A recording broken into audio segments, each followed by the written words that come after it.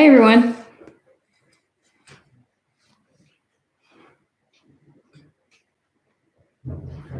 Welcome in. No, okay, proceed. Do tomorrow, okay? Welcome. So I am logging in just a little bit early, and you can pause, take your time. You can rewind on this too. And welcome back. I see a lot of familiar names. So just wondering who has done my last group of 7 tribute.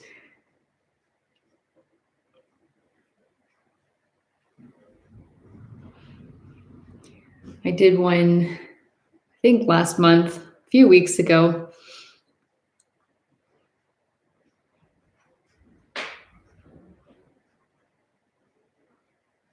Yep, I like the group of 7. So I hope we can keep doing some group of 7 tributes. They're really fun and very different, unique styles.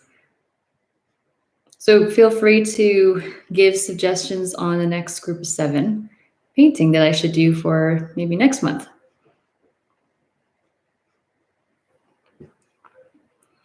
Nice. So I'm just going to talk about my supplies just for a minute, and you can get your paints ready, your brushes ready, a water cup and paper towel.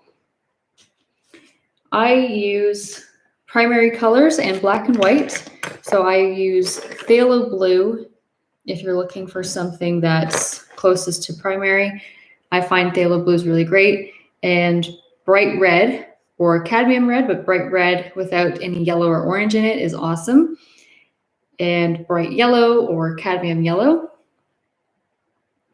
And then for brushes, I like to use these ones right here. So this is a round oval mop right here, 3/4 inch round. This is a flat. For this painting, I use a lot of this brush, the flat one. And my medium brush is a bright size 4. So something like this. And then my detailed brush, or some detailed brushes, size 2 and 6.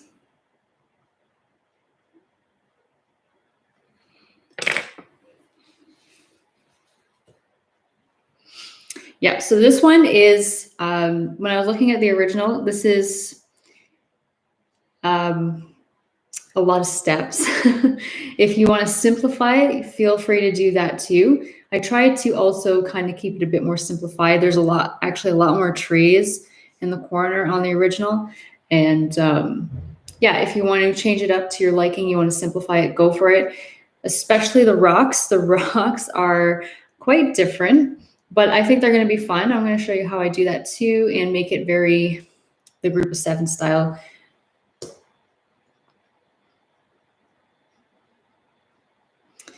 All right, so I think we can get started. Just let me know that you're ready. We'll get started and start painting away.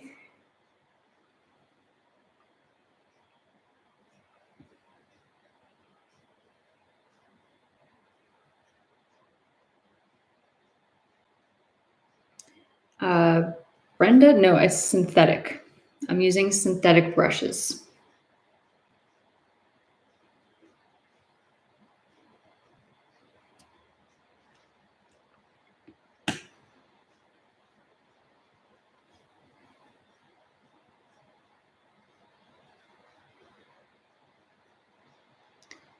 All right, let's get started then. So I did say that I use this one a lot for my background, but we're going to get some base coats in. I'm just going to use my very large brush, whatever brush that happens to be. Dip it in your water, dry it on your napkin. And we want to get some blue in the sky, a little bit of green, and then some more blue just at the bottom here as base coats. All right, My light blue is just a little dot of blue and then a scoop of white.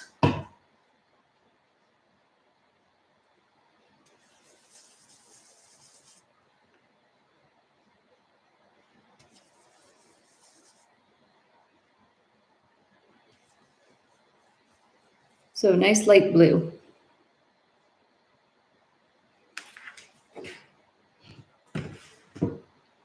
And then what you're going to do is probably about a quarter, just to a little bit more than a quarter to a third. I'm going to fill in, yeah, about a third I think is safe. This top part, just plain blue, back and forth, straight lines. And you can, actually I'll just type the answer here.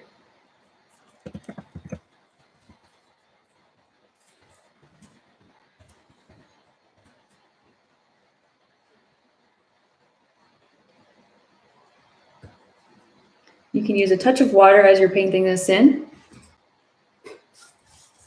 Back and forth, long strokes, the flat side of your brush.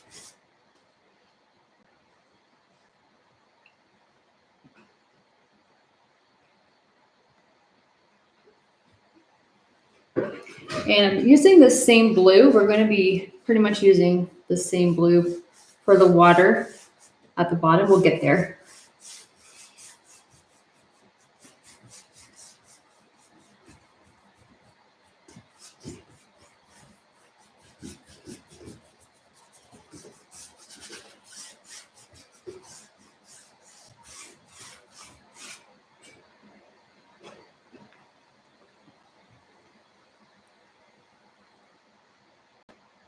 Hey, welcome in. So we're just getting started. You can rewind, all that fun stuff.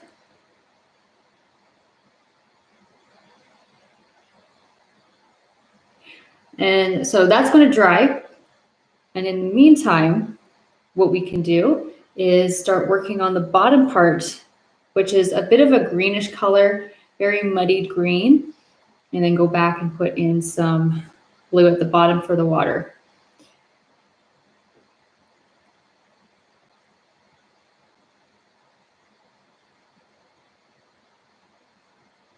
Yep, whatever blues that you have, just work with them. It should be just fine.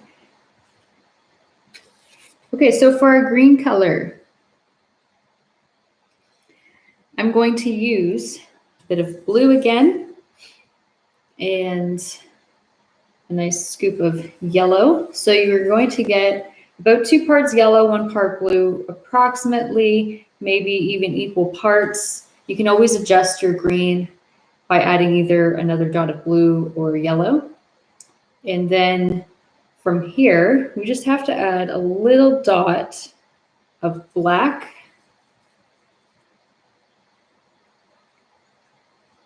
And just a little bit of white too. So we're getting a muddied down green. If it's still very vibrant, just add another dot of black and it will, again, make it more grayish in tone, a little bit darker, but at the same time, with that white, it makes it more gray-green.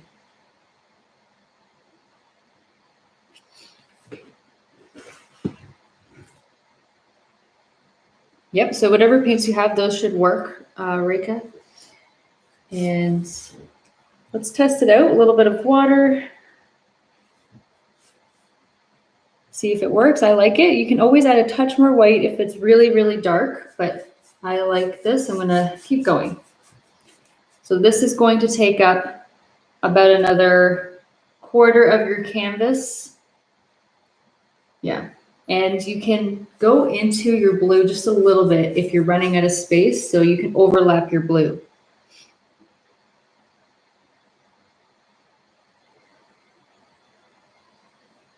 This started like a couple minutes early.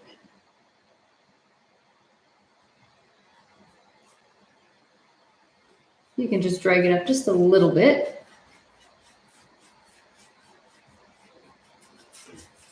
So if you have too much blue up here, this is just light blue. So if you're just coming in, we just did a light blue. And then for the next quarter, basically, of our canvas, we're doing this muddied green, which you can rewind and go back for those 2 steps.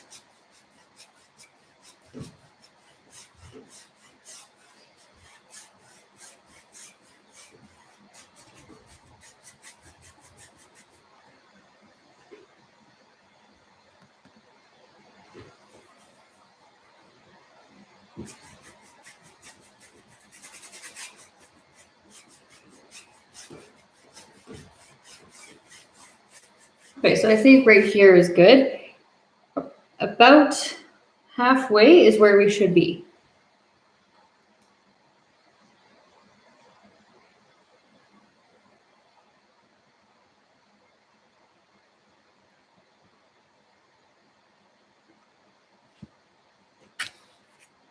Okay, so again, to make this green, just one more time, take a little bit of blue. You can take around equal parts yellow and blue. If you like a bit more of a teal color, that's really nice. And then a little tiny dot of black. And a little bit of white.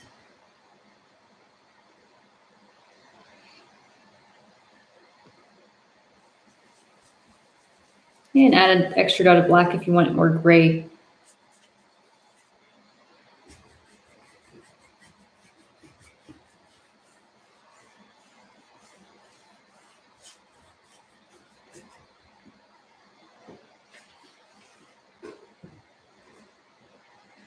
Nope, you're not late. We're just doing 2 colors right now.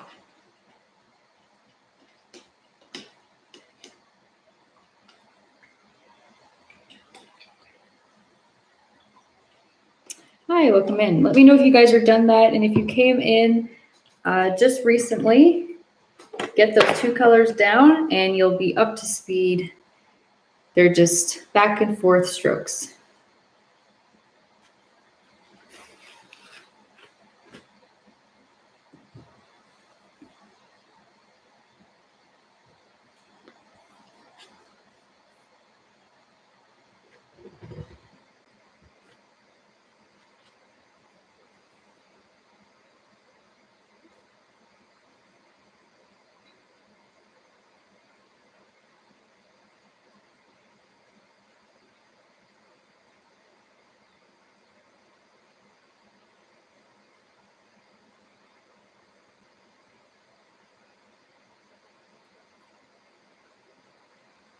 And the colors that I used are primary colors. If you're wondering about mixing a certain color, let me know. I used phthalo blue, bright yellow, bright red, black, and white.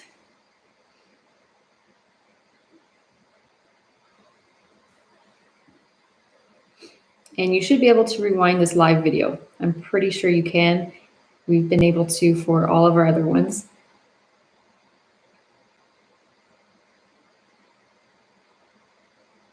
Okay, so more people are ready. So I'm just waiting another 2 minutes just for that to dry and for other people to catch up, because I know I started like 2 minutes, 3 minutes earlier than 2 o'clock.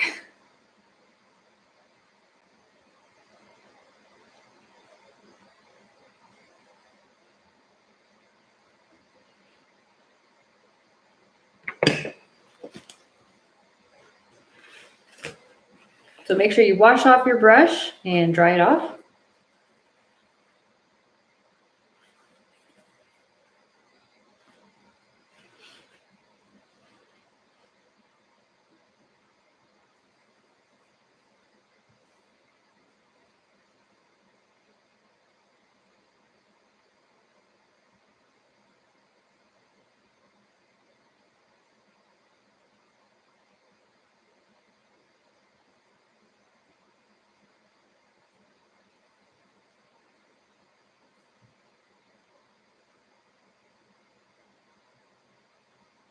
Yep, lots of white, a little bit of blue for the sky at the top.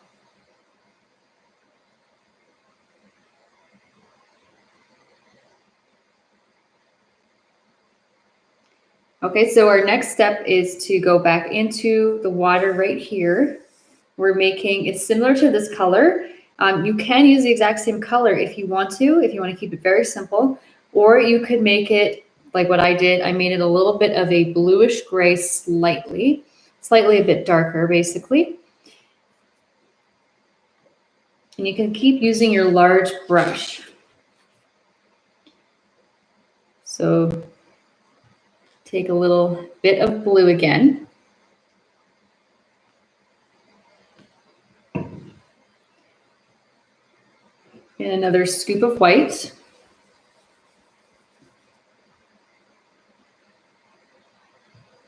Just a tiny little dot of black, very tiny. You can barely see it on my brush. There, now you have a bit of a grayish blue. So I can take a dip of my water, pick up your paint.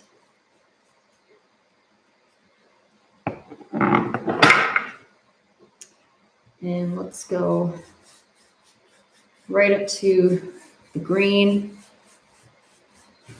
back and forth. It's around another quarter of your canvas.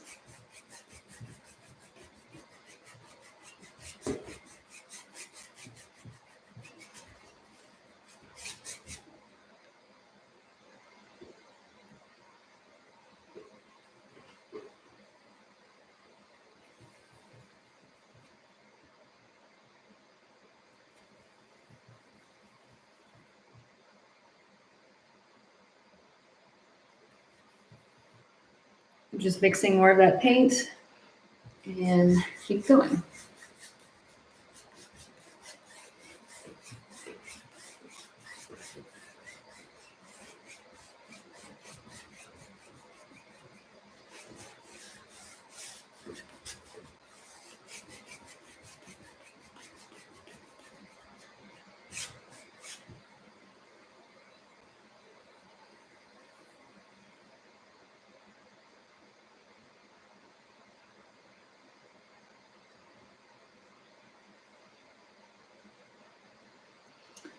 And if you finish that, you can actually just take a little touch of white if you wanted to lighten up and add a couple streaks of white into your water. You don't have to wash off your brush, you just take a bit of white and you can just add a little bit of brightness. And that's it, just to give the water a little tiny bit more depth.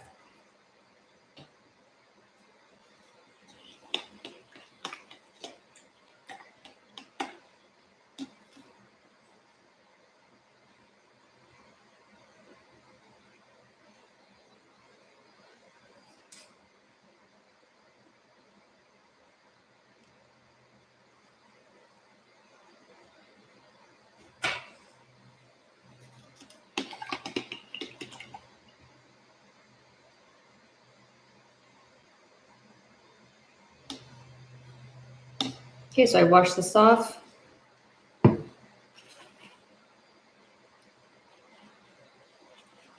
so we're about to move on to our next step, and we're going to be putting in a little bit of some mountains in the background and work on some clouds and stuff in the sky. You can view this video later anytime just by typing our name in YouTube or clicking on our name for this video and subscribing so that you can have it on the side, or even just as a watch later, I think, feature button.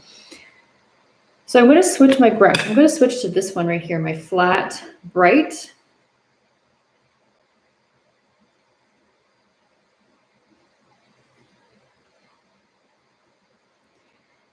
And it is very gray blue, as you can see in the background. So we're going to make a darker gray blue, pretty much exactly how we made this one, except less white added, more blue and maybe a touch more black too. And then we'll add a couple more details into it to make it look like it has some shadow and a couple highlights. So all you have to do is just add more blue into the same section you had for your water to begin with.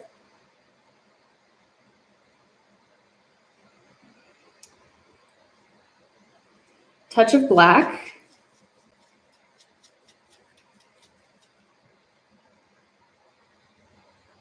And just a little touch of white, just a small little bit.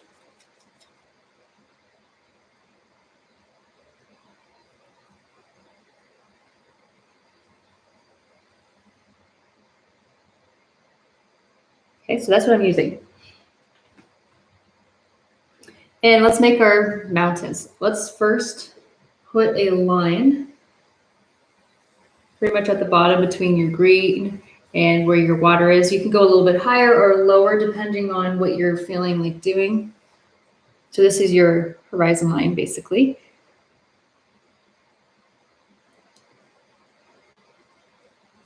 And then from here, let's just make some hills, mountains. They're more rounded. So let's do some soft round ones. You could do some more as a peak. I'm trying not to go up to this green line. I want to keep them a little bit lower overall. So I'm just doing some little bumpy lines using the thin side of my brush. And then you can make a little bit of a pointy top for a peak. Okay, just little bumps, follow it, however you feel like it.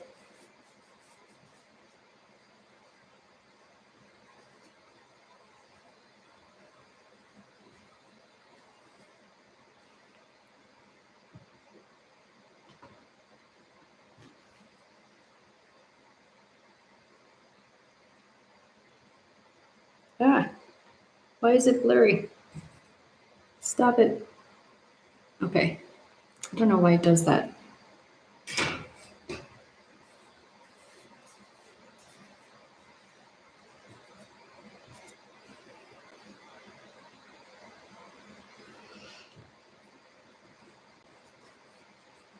Okay, so let's just fill it in. And as I fill it in, you can use the flat side of your brush, same brush, grab some more paint.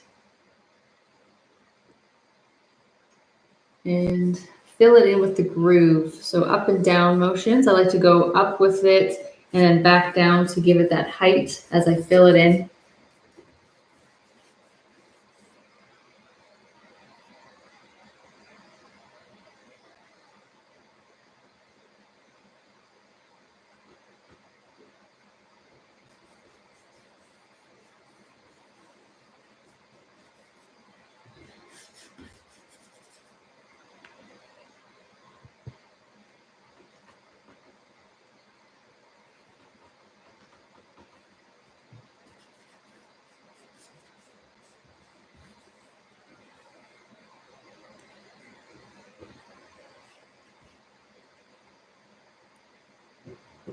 Okay, so I filled that in.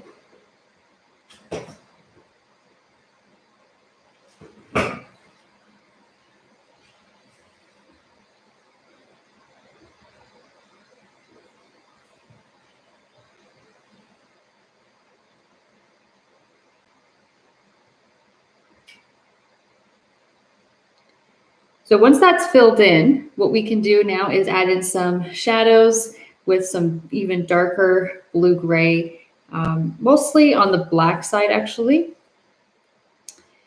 So you can even just take plain black if you wanted. I'm just going to add more black into that blue-gray that I had using the same brush, and you don't even have to wash it off. I'm just going to take some more black here. It might seem it's just mostly going to look black, but that's okay as well, as long as it's nice and dark. I'm going to use this.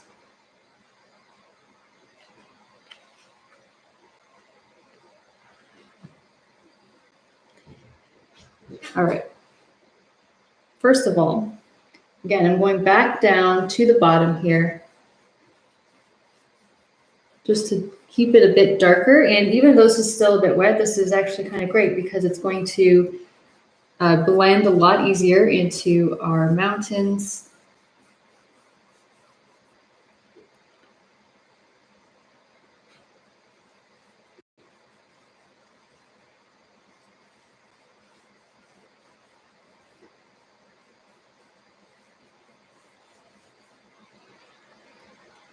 There, so it's darker at the bottom.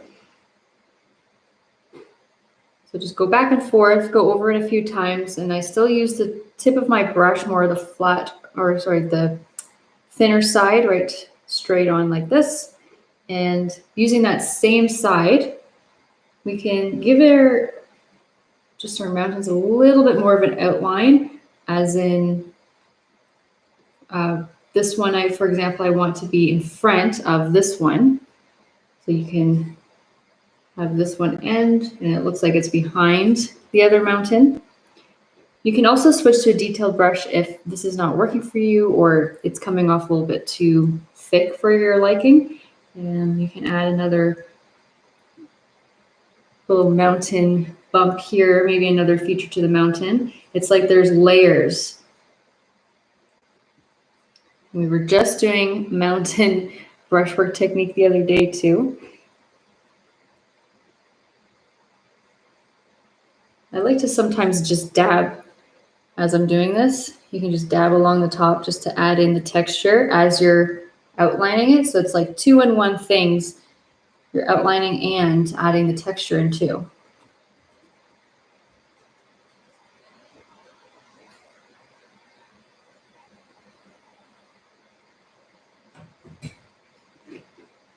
Okay, then you can just kind of blend this in a little bit into your blue.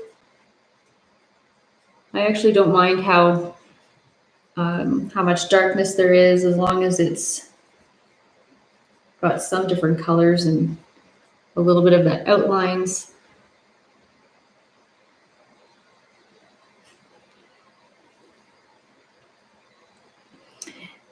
Take a step back, look at it. You'll see that it's different with just adding this one color. It already has more depth and more texture going on.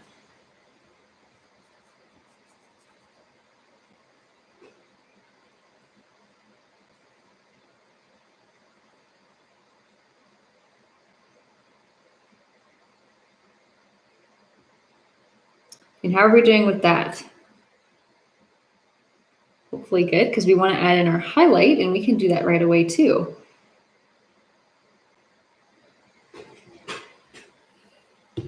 I'm just going to wash off this brush.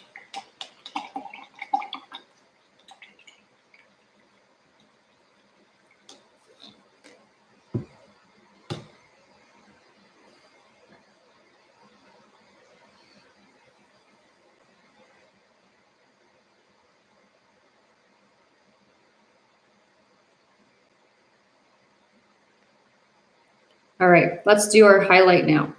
Let's switch actually to a smaller brush. So this round, more detailed brush point here. And then all we have to do is, if it's still wet, it can actually work with just plain white. So I'm just going to take white paint here on my brush.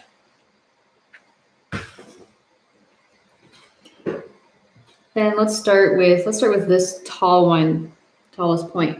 All I'm doing is just lightly dabbing, adding almost like little dotted lines and textured techniques by dabbing at the same time. So it's kind of similar to what we did with the dark blue gray. And you can use your finger to rub it back in so it's a bit more subtle.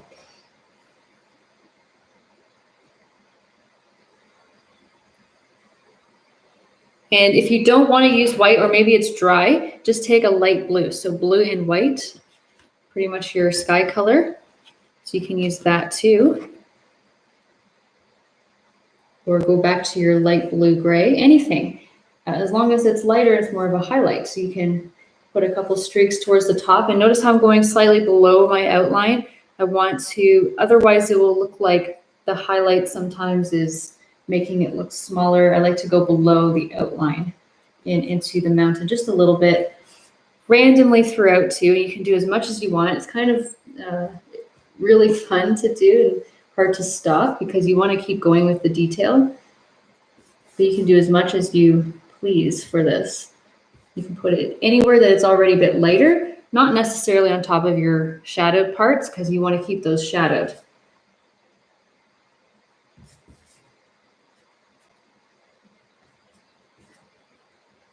There, and it just makes it look more highlighted.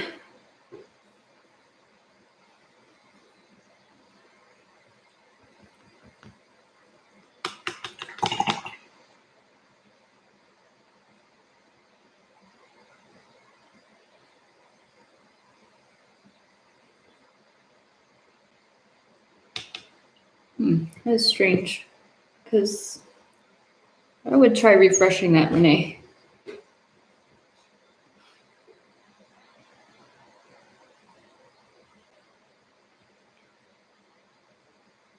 So if you need to, just as a last little thing, if you want to go back to your blue-gray that you had, your dark blue-gray that you had before, you can put it back in to your mountains if it's needed. Otherwise, just leave it alone, especially if you put too light of a highlight and you want to tone it down. You just use your finger to, you know, dab a little bit over top and then kind of rub it back in.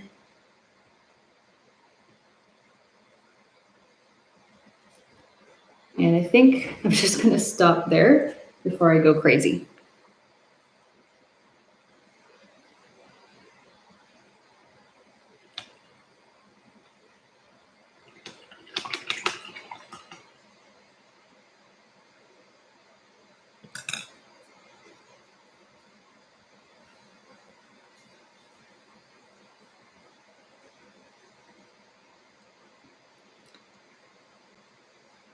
And what we're going to be doing next is going into the sky again, making our clouds. So those are fun, the white ones with some gray. There's some interesting looking clouds right in the middle here, very stormy. And we're going to do that too. So let me know you're ready for that. Even though you can pause and rewind this one, but just let me know for those who are caught up with me.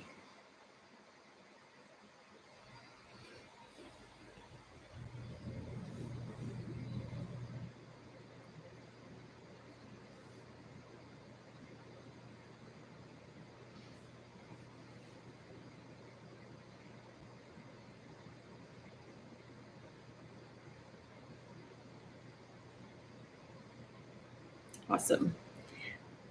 Thanks. Yeah, hopefully it's relaxing. Okay.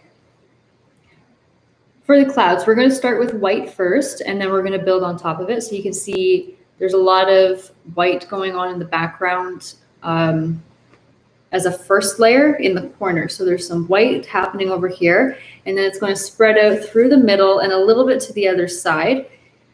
You can add less or more. I'm going to show you how it's done, and then you can decide if you want to keep going with it.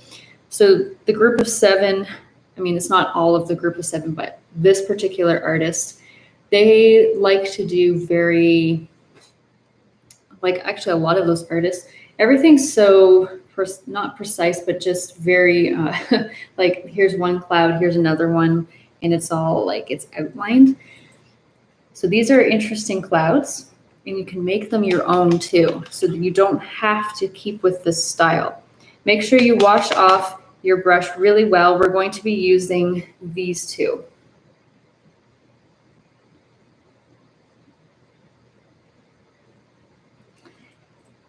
So to start, I'm going to start with this one. Then switch to your detailed brush when you're getting into really small ones and you can no longer use this. You're going to take plain white, so that's what we're starting with as our first coat. And you can use a chunk of it on your brush. All right, here we go. From the corner, let's start with just using more of the thin side of your brush, kind of like in the middle. So this is where we have an idea, okay, this is where we want a lot of our clouds to start. And it's kind of has like a tail on the end, and then it's just rounded. Like it's a little bit bumpy and kind of wavy.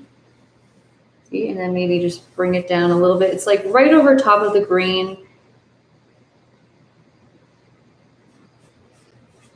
Just very long strokes. And as you get less paint, don't keep adding more. Just kind of lightly bring it down into this green just a little. So it almost looks like it's blended and faded. You can also, again, use your finger to rub it back in to keep it a bit more faded towards the bottom.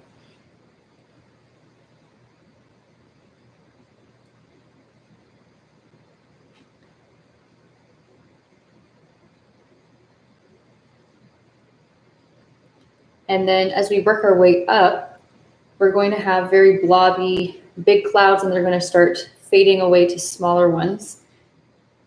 So from here, I like to, all the time, just kind of do little dabs and short little strokes so that I can decide as I go. Like, okay, I want this to kind of end and fade a little bit over here. And you can just do little dots as it comes out and work your way up. I'm going to start going diagonal, just upwards like that. So it kind of looks like this is all from here. This is all pretty much part of the same cloud or coming from the same spot. And you can, again, just do them a bit more rounded, short strokes as you're doing it to keep it very textured as you're filling it in.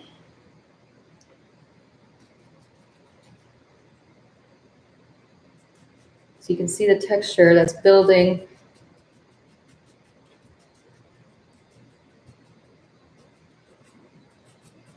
And as we work our way out here, this is where things get thinner. So I'm going to do, I'm just going to press and just make like a little blob. And again, at the top, press, blob, and little gaps in between, maybe a small one in between here and there, some closer together, some maybe more attached. You're trying not to make it look like polka dots. You're trying to make it look natural, but at the same time, it's trailing away and maybe moving in the wind because it seems like it's blowing over to the side. There's like little taps here, and then, you know, you can add another little blobs. Something like that. Up close, you're going to think, wow, this is so strange. But that's just something that you're not used to doing. So take a step back, just take a look at it, see how it looks, and if it comes together, it should. Or take a picture with your phone, because your picture on like your phone, it captures it as a whole and as if it's hanging up on your wall. So I'm adding a little bit above here too. Same kind of thing. And you can use your detail brush for it, or more of the corner of this brush, so more on the very corner of it. See? Just a couple little dabs.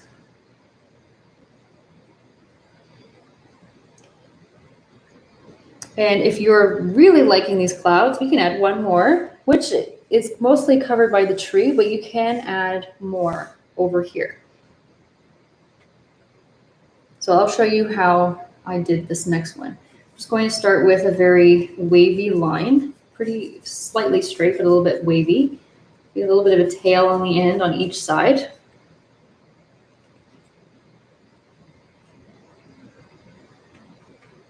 A little tail on this end. And then from here, you can see it's kind of got the same thing going on. Little blobs close together and then trailing away from here until wherever. You can do any shapes, really.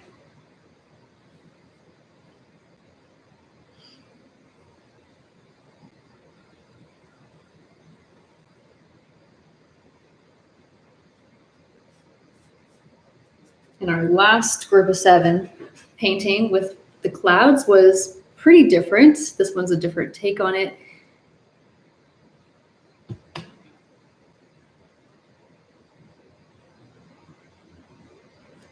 So how did that work for you guys, the clouds? Hopefully nice and pretty easy.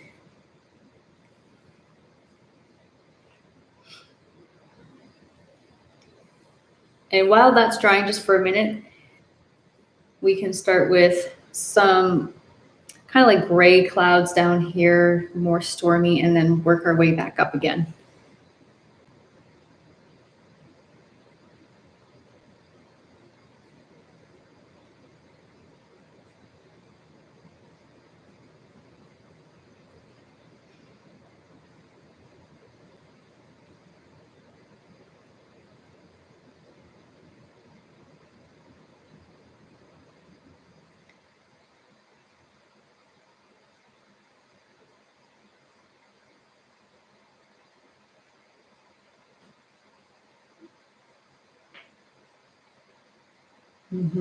Think wispy.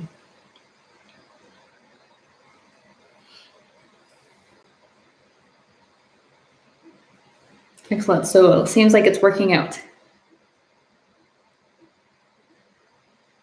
Let's move on to some of our gray ones. Now, you can opt out on these ones too. You could just keep them more simple again for the gray clouds. You don't have to do the details that I'm about to show you. In the green section, that's what I'm working on. I am going to use the same flat bright brush. I just really like that brush. I find it's easy to work with. Same with the round pointier one too. So whatever works for you. What you can do is in that same green that you've made before, you can just make a gray on top of it. If it happens to make a green gray, more of a green gray, perfect. Otherwise, you can just leave it as gray. Dot of black. And let's take another extra dot of black. We'll probably pick up some of the green, which is just perfect. See, I'm just starting to get a bit darker. I'm going to take another, actually, yeah, just something like this is good to start.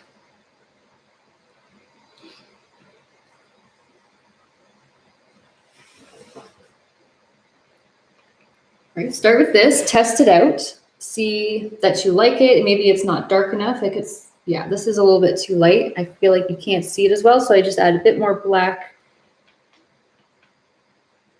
get it darker. Okay, so these things, they actually, for some reason, they remind me a bit like stones. They kind of do. And all you're doing is just making long, very similar shapes to this long one we made here, but just connected. So you could start with it all as a straight line, but make it different shapes as you go. See, I'm just building up onto it.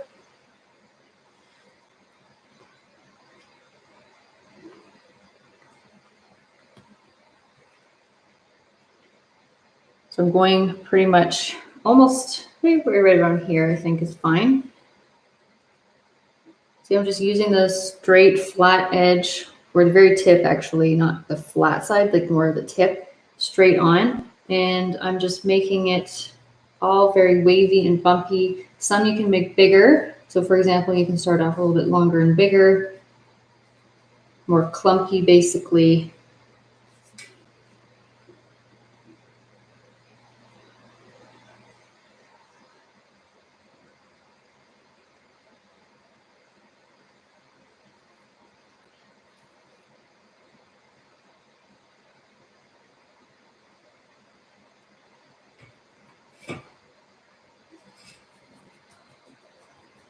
Okay, so I'm going to leave it like that.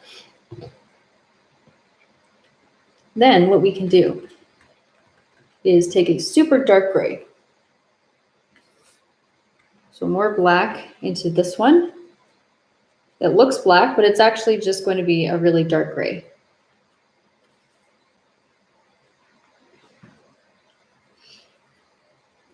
Use the tip of your brush and you can start, again, the finger technique, very helpful. So it doesn't come off as a straight outline. You kind of want it to be a bit more blended. Make sure if it's still too dark, just add a bit more white so it's not, again, just straight black. I'm starting to circle out some of the blobs. I'm calling it the blobs for more individualized clouds merged together. So maybe this one a little bit.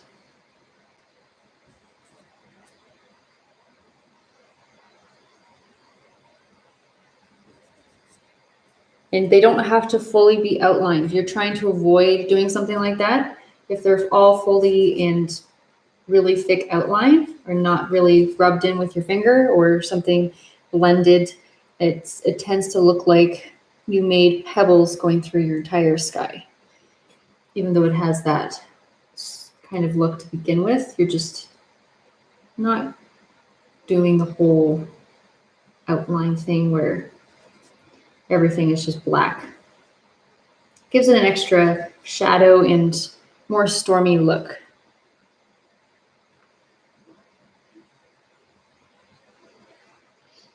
So you can always add a little bit more, say, towards the bottom. If you want it more stormy towards the bottom of your clouds, you just add a couple little extra streaks at the bottom.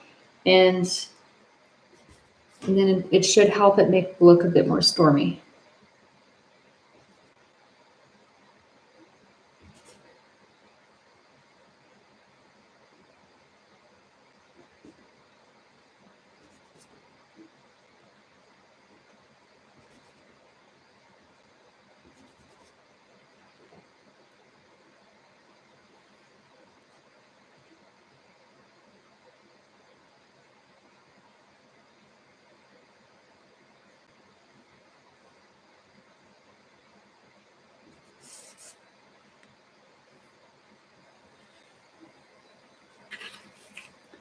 And if you're done that and you want to do a bit more blending, you can always, this is acrylic, it's very forgiving. You can always go back to your, lighter gray.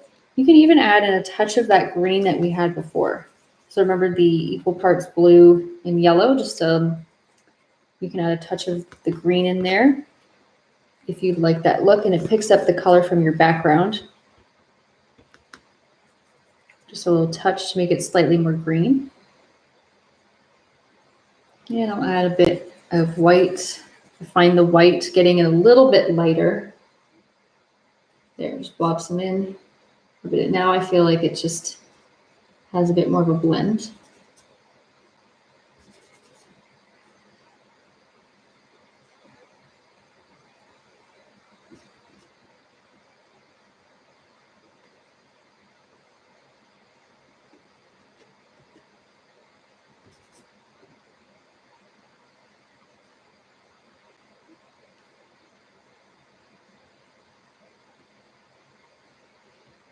And go over any dark spots that you want to hide. Makes it go away.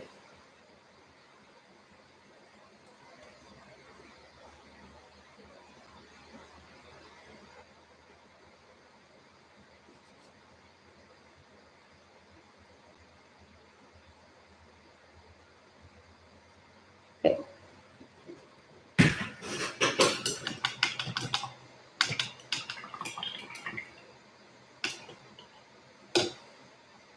All right, some people are ready.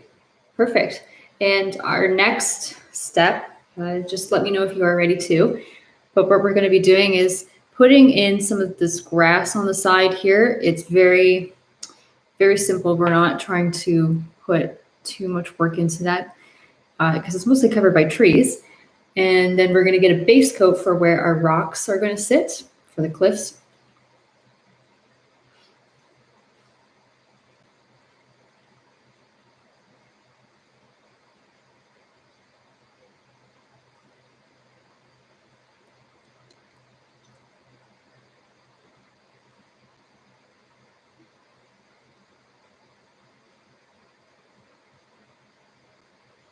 Okay, it seems like we're ready.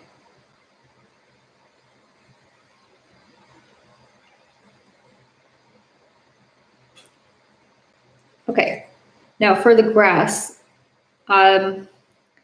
it's going to be done after our first rock that we make. That it's a very beige rock. You could just do gray, but I did more of a beige, of just like gray beige, some grass, and then the second rock.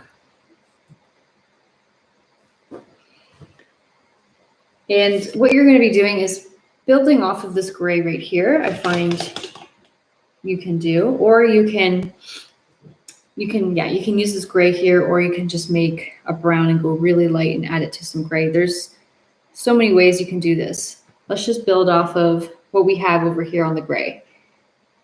Yellow and red about equal parts in here. You'll notice that it starts turning pretty brown, or at least some sort of brown color mixed with your gray. Even if you use dark gray, it's still going to start looking brown. Then what you have to do is, I'm just taking a whole bunch of my contaminated white. I don't mind at all, just because brown is all the colors mixed together. And it's going to start getting lighter. And I want it even lighter. I don't necessarily want it to be noticeably brown or it's too much color into it. I like this very neutral looking tone. Oh yes, the gray clouds in the corner. We'll do that right after this rock so that while it's drying, we'll do that too.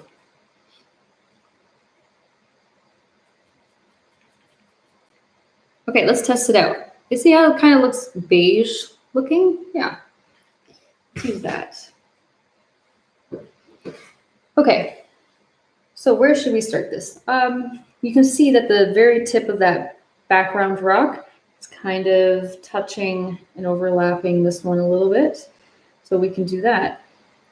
Just going to, yeah, I think right here is good. And you're going to be doing some sharp edges, by the way. See how I'm just using, you can actually use a detail brush. You can just do some sharp little edges, make it look very pointy and not as round. You don't want to do smooth strokes. You want to do it very sharp, just sharp, sharp. And just follow in line with that blue so you don't have any white gaps. Okay, and then just, again, make it a bit of a point. Something like this.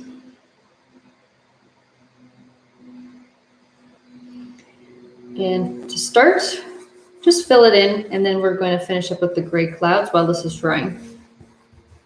So if you're wondering, okay, how far do you fill this down? Let's go something like right here, because we have another one we're going to be making, and it's going to overlap, but you can see where you want to have it overlap. You're like, okay, I want it to be right around here. Perfect. Just fill this in as a base coat. You can use a bit of water.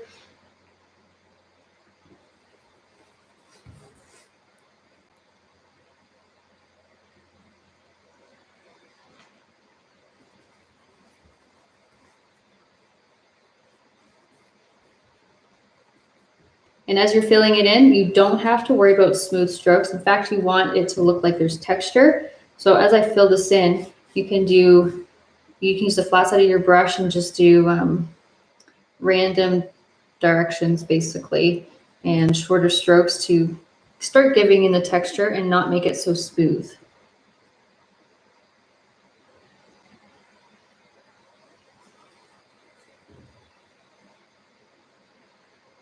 Yes, you can see more of the texture up close.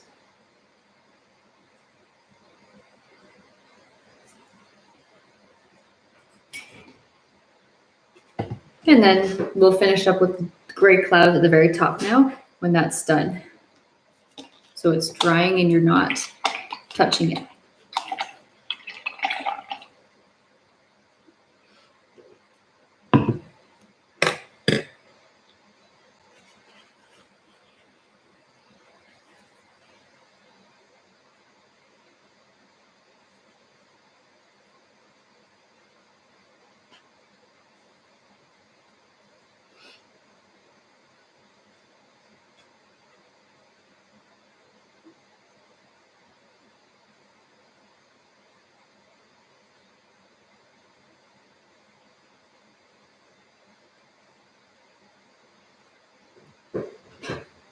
So let me know that you filled that in too.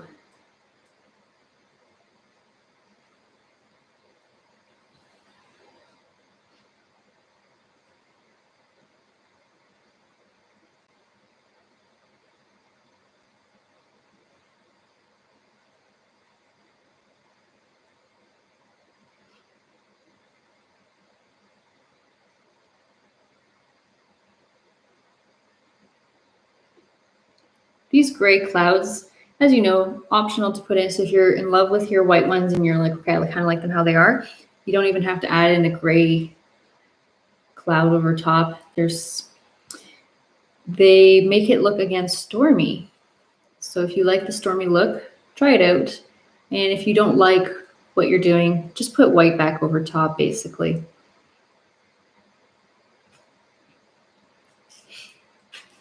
All right, now let's start with a little bit of a dark gray. I'm going to use this one still. Actually, you know what? Just for fun, I'm going to use this one. Take some black and some white. Let's take a little bit more black. I want it to get a bit darker, more of a dark gray.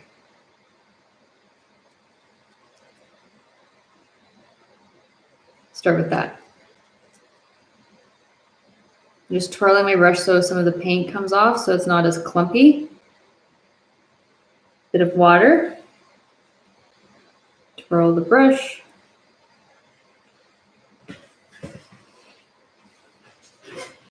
Okay, let's start with the top one because, you know, it's just coming from the top here and I think it's easy. Just light little dabs, do little soft circular motions. You can also, again, use your finger just a little bit. You're not trying to rub it into your background. You're trying to make it a very obvious, separate part of the cloud. Just a little bumpy, very soft around, and no sharp edges, nothing like how we did over here. And, you know, maybe another one in the corner, just fill it in.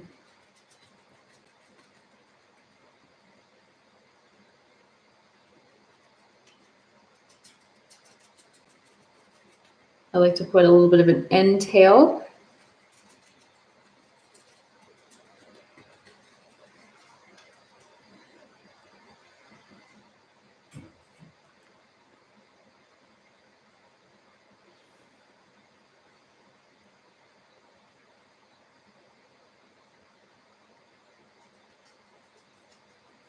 So we're starting with the dark color before we blend it out just a little bit with some either white or very light gray. So for example, maybe right here, just put in a little bit of a cloud. See how they're kind of close together too? It goes with the theme that we've been doing with the white. And this one, see, soft circular motions, a little bit of dabs as well. And let it trail away.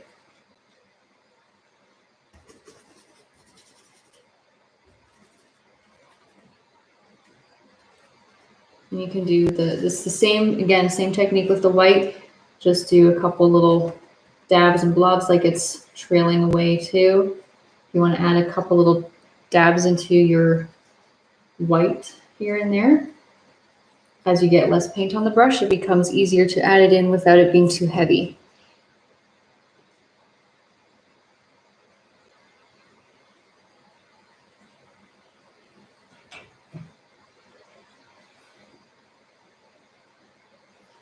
Okay, and right away, we're going to use more white on our brush.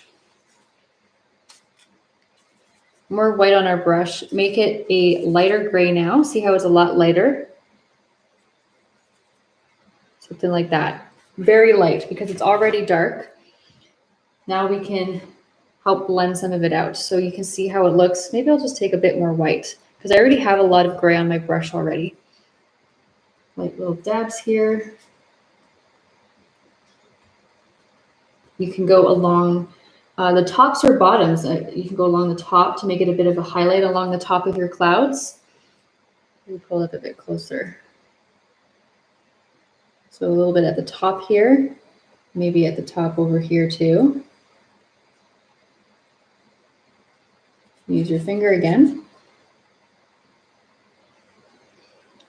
Blend it out. Or this one, maybe you can go on the bottoms of these ones. And I feel like it just softens it up too.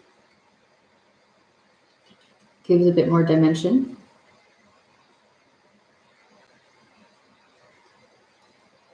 You can even add another little extra layer in some of these ones here to break up all of the same darkness, add in some highlight.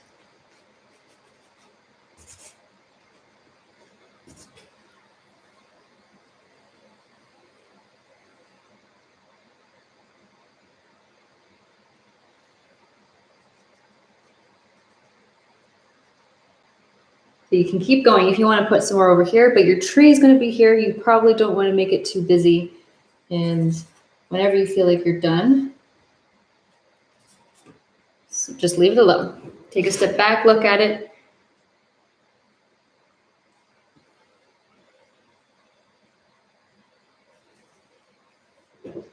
Then add a little bit more white to this one here. There. Now you have layers of clouds, more stormy looking clouds. And probably very different than what you've been making before in terms of creating clouds. The more practice of different types of clouds, the easier it becomes to just make pretty much any cloud that you want.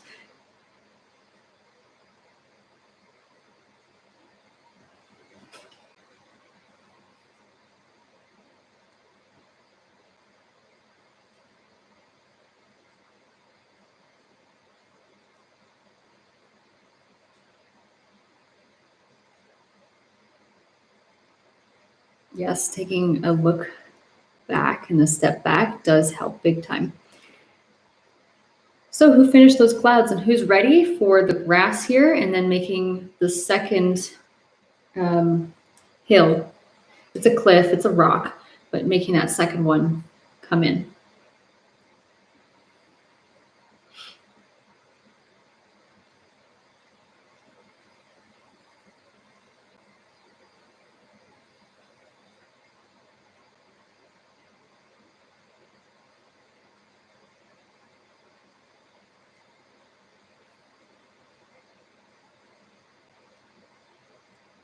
Perfect. And just remember, when we are done, we're not done, but when we are done, I just like to let people know, show the results on our Facebook page. We love seeing them, different interpretations.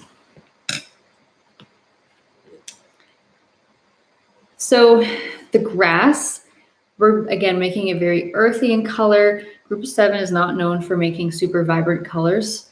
And that's actually, I like that style. I like that things are grayed out and kind of toned down so it's not too much excitement everywhere. So the the grass is also going to be gray-green. And we're just making sure that if you ever want to tone down your green colors or anything in vibrancy, it's just usually adding a touch of black and some white to make it more gray, like how we did up here.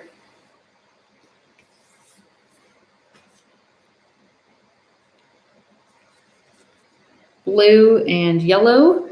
You can take a little bit more yellow this time. Let's change it up. Let's take it 2 parts yellow, 1 part blue. So you have a basic green, and then you're going to add a dot of black,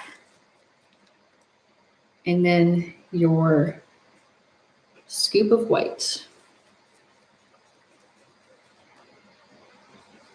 Very much not as vibrant. Add more black if you didn't add enough and it's still very bright and in your face. And then maybe I'll add a little bit more yellow. I kind of want to go, actually another dip of yellow to get more of a yellowy lime green, pretty muddy green.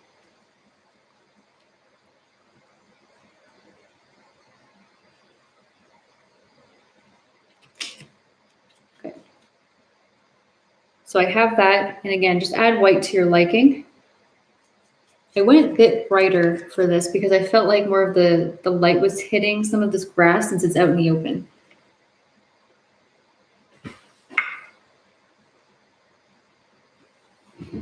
Okay, so the grass, let's just start on the side. It is going to overlap most of this rock on the side here. And it's all going to come down. So if you want to outline, right over here, I feel like this is a section where before it gets into my rock, because I want my rock to kind of come up this way. So you can have that as reference and just start using the thin side of your brush, a little bit of water, pick up your paint, straight up, little tiny ones up here maybe, and then start going a bit taller, couple layers. You can do a couple layers in the background. This is just a filler is what I call it. So you don't have to do a whole lot in this section because it's going to be mostly covered, but as long as you have something, maybe what I'll do after you do that is just add another extra bit of yellow or the opposite, add some more blue. And when you do that, you get what looks like layers and more depth into your grass without blending it. You don't want to do that. You want it to show each different grass stroke, sort of. Maybe a touch more black, right? You can do that. You have a lot more going on. So all you're doing is just mixing around with your colors, building off of it to make different greens. Yeah, you can watch this tomorrow. It's going to be up forever. And yeah, hopefully the color mixing is very helpful too. Maybe I'll add more white this time. Get a bit more highlight going like this. See, just tiny little streaks over here, like it's trailing away and not suddenly disappearing. But until when you're done this, just stop. You can just leave it alone.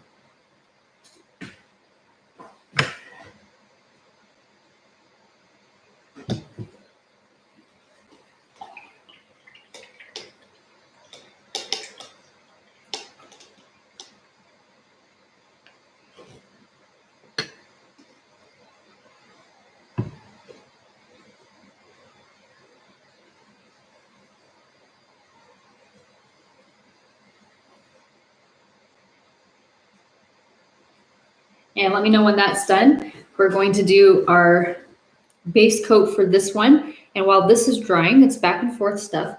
We're going to focus on making the details on this rock so that if it touches this rock, because we're going to go back and finish up this rock, you're going to mostly practice on this rock because you don't see as much detail as this one. So you're going to make sure that you get used to the technique. It is very, I almost want to say bizarre. It's very, I like it though. I like the randomness that's going on and the cracks that you can create in here. It's more about making your colors very gray and not, if you go really dark, be prepared to make it, it's going to look like you have a really deep shadow. If you go a bit more lighter, it's going to be subtle little just differences in the rock color help give it more depth. So you don't want to go too drastic with your shadows unless you're purposely putting in what I call the cracks and deep shadows in between some of the rock.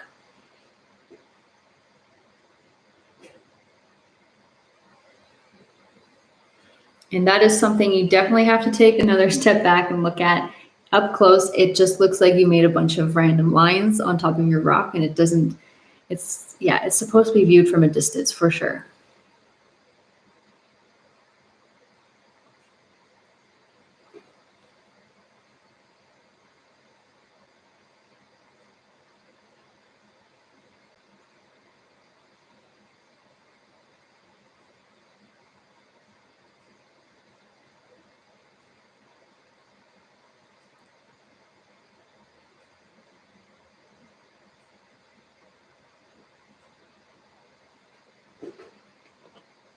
As for the brush that I'm using,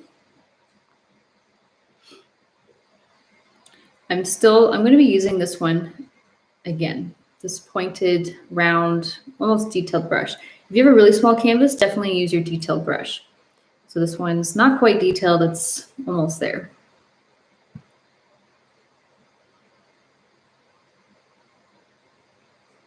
And are we ready? Are we prepared?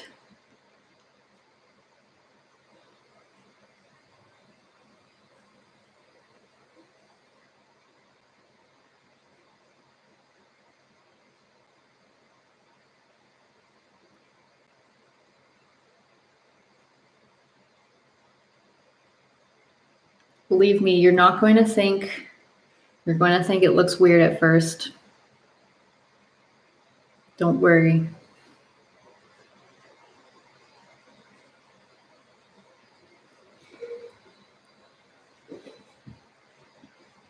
Okay, so the first color that we should start with is, just a pretty basic light gray. It's going to look a little similar and blend in with this rock, which is kind of what we want. We want it to be similar in color, just slightly different and discolored, so that, rocks, they all have different colors going through it in terms of neutral and gray tones. So that's what we're going to be doing. And then we're going to go to some darker gray, and then we're going to add a couple of highlights. But you can put more colors into it if you want, especially if you're having fun with it. You can add more different types of colors in there, like purples and stuff like that. But I'm keeping it with the gray tones. Okay, so if you happen to have this color still left over, right? Remember we started with this? You can keep using it. Let's just add another dot of black to it. See, just get it a little bit darker. Maybe 2 if you didn't see much of a change. Okay, so you're going a little bit darker with that. Or you can just take a bit of a medium looking gray. Either way, it doesn't matter. It's going to look good. It's going to look bright, and it's going to look like a rock. Now, placement. That is entirely up to you, but you can follow along with me. Just around the top here, I'm just kind of doing some little dabs and almost like squiggly lines. So if I bring this up closer, basically say if you see a little edge, maybe you want to accent that a little bit. Maybe you want to go, okay, I want this to be a bit more accented and a bit more shading and shadowing just underneath here. And you can keep with the rough edges.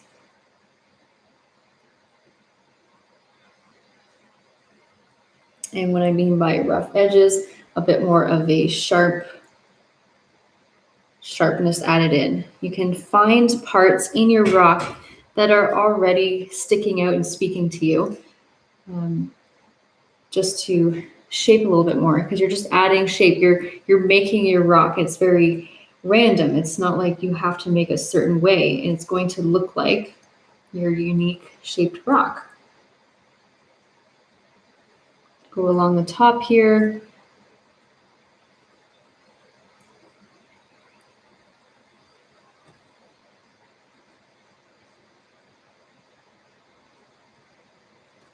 See how it looks very similar to this color?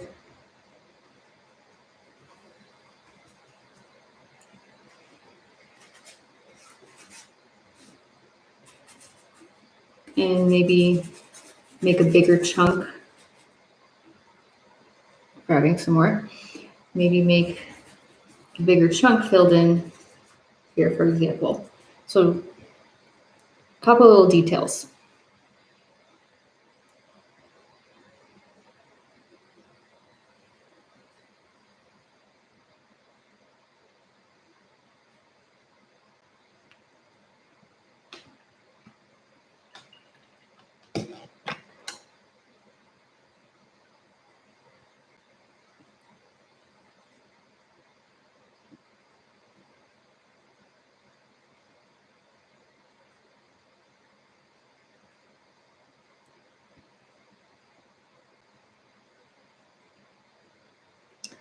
So one thing you can also do after that's done, before we go to darker grays, you can take plain white, just add a little touch of water with your white, just kind of swirl it around on your brush so it's a little bit more watered down and a little bit lightly coated. And you can pick out highlights, so in between where it's already lighter, so you can go underneath or over top of some of the parts that you've already made, see? And it's going to start highlighting in between and adding a little bit more depth.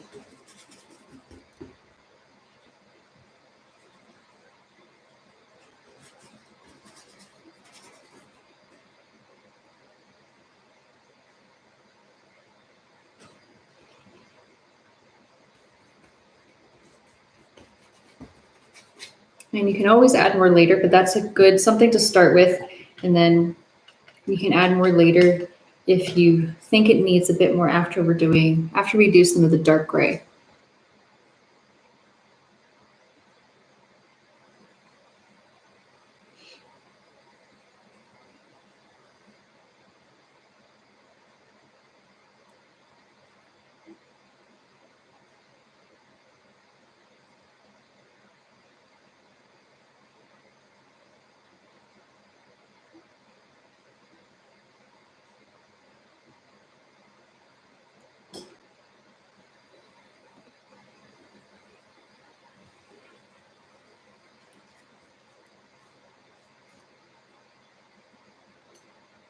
Let's take some black and some white, but keep it dark gray. I'm going to take a bit more black here, just get it a bit darker. Not ultra dark, not quite looking like it's black. So this is my detailed brush.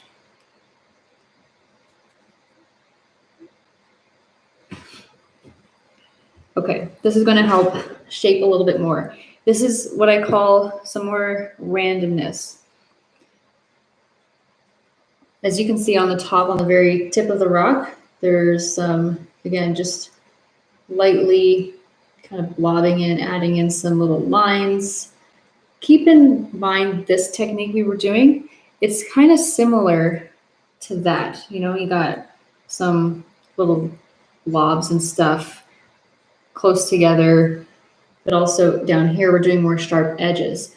And I want to maybe accent along where it's already dark and add in, for example, a little streaky line.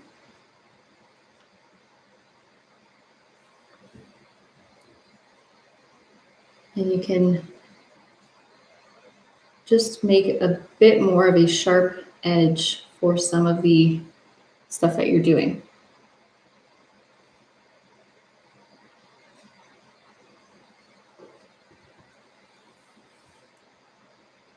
You can press a little bit harder and keep it a bit thinner on the ends.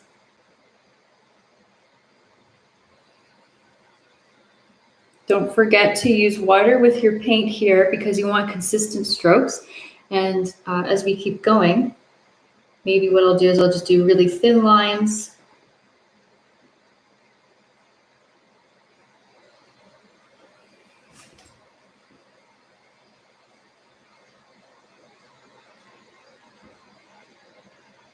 Sort of outline my rock a bit more, and you're just creating some layers in a way.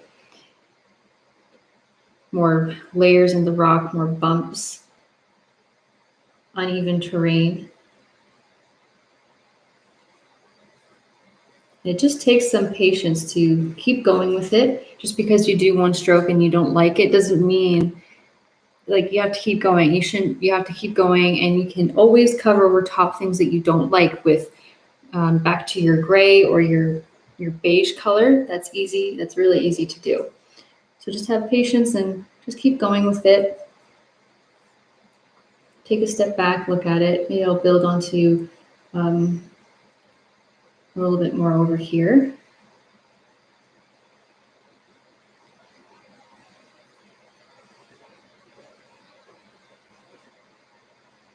And this is the style that was done.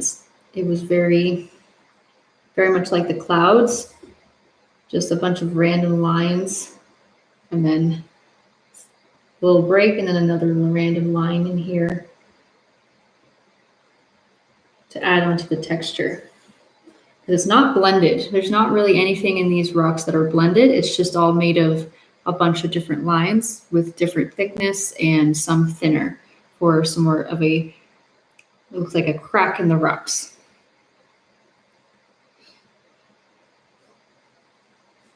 Maybe I'll outline a little bit more on this edge here.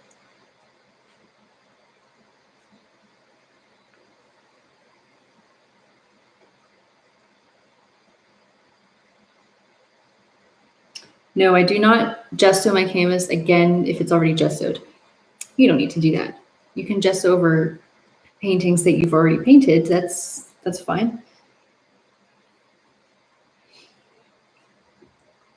So if you want to go at any point a little bit lighter, you can add just a touch more white to your gray. And you can put in a little bit more with a slightly lighter gray instead of having to stick with only this one. Maybe you want a little bit lighter gray. You can see that I'm adding in some little blobs like I did with the clouds down here.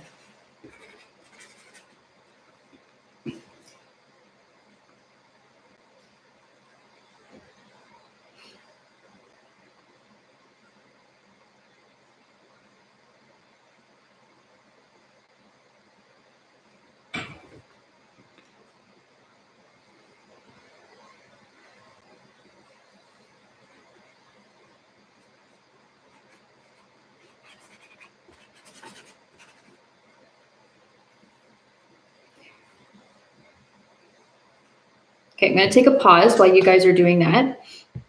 Let me know how the rocks are going. And I'm going to be adding just a little bit. You can add a little bit of black into some spots here and there, but I'm going to add a little bit of a highlight. And this is going to either erase or tone down anything that you are not fond of or you want to hide.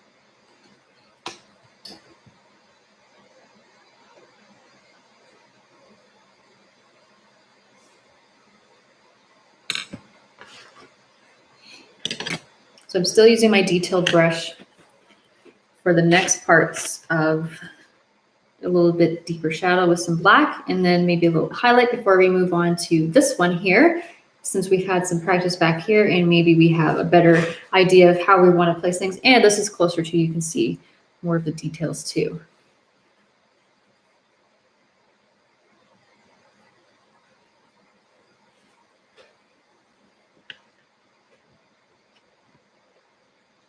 So black is good for adding it into where it's already dark gray. So you can add little bits of black just to accent it. Maybe as a crack, you can follow a really thin line or just make another thin line with some black. It's a good little complement for the shadow.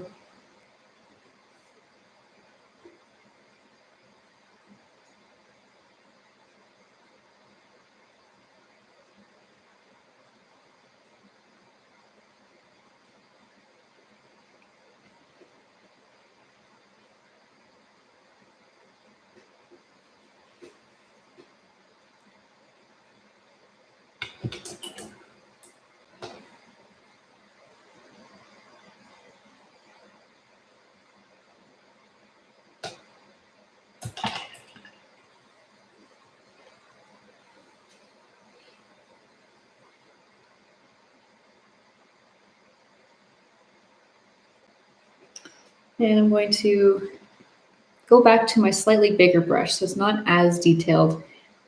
If you need to add any last little highlights, you want to go back to your beige color. You can add it in anywhere, tone down anything that you're like, meh, I don't really care for that, or you want it a bit more smoother in certain spots and you have a lot of lines, you can break it up just by putting some of your original color of the rock back in.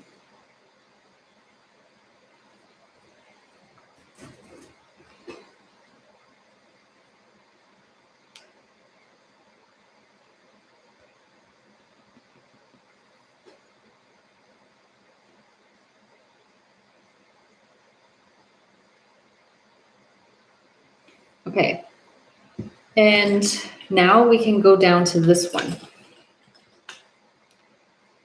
So we're making that beige color again. You're mixing on top of your gray, adding some yellow and white, or red, equal parts, not white. but we will be adding white. And then you're going to add in a scoop of white. You can use, again, your contaminated, dirty white. It's all good.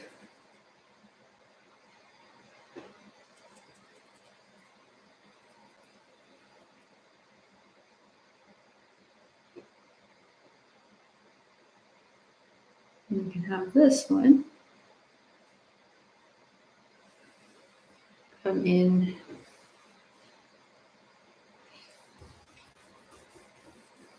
just across where it's already outlined.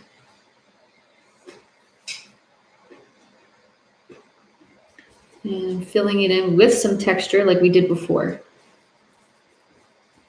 So not completely smooth strokes. Maybe in some different direction.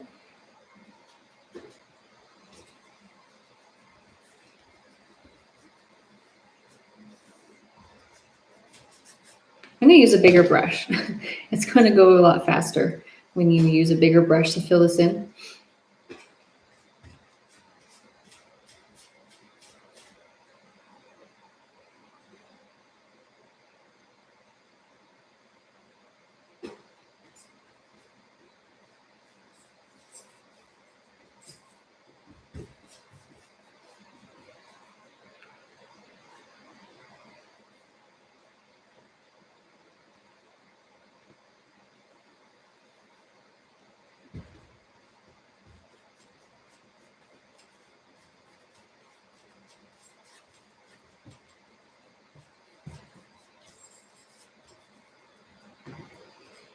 So I will admit the rocks, they tend to be a little bit harder to do just because of the technique, and you're trying to just guess where you're putting everything, because that's what it is. You're just trying to guess and make it up as you go and hope that, you know, it looks like it has a lot of depth to it.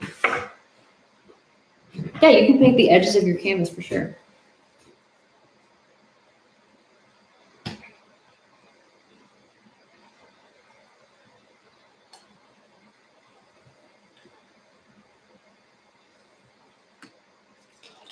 And who's ready to start building on the texture for this last rock, and then we can do our trees.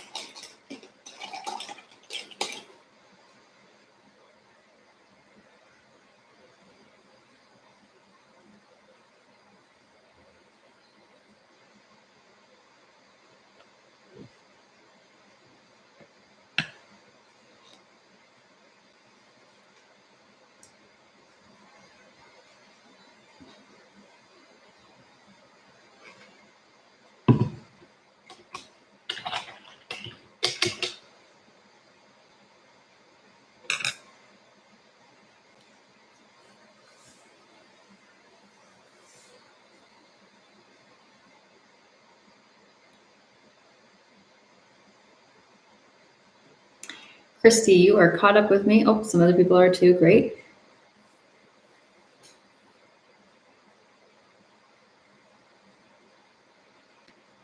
Okay, so I'm switching back to this round one. We're going to be doing the same colors as we did in the other rock. We want to try and keep it the same. If there's differences, that's okay, not a big deal. So we're going to start with that little bit of a darker kind of gray color that was similar to what we have here. Just add a little dot of black back into the same rock color, get it a bit more gray and darker just by a couple shades.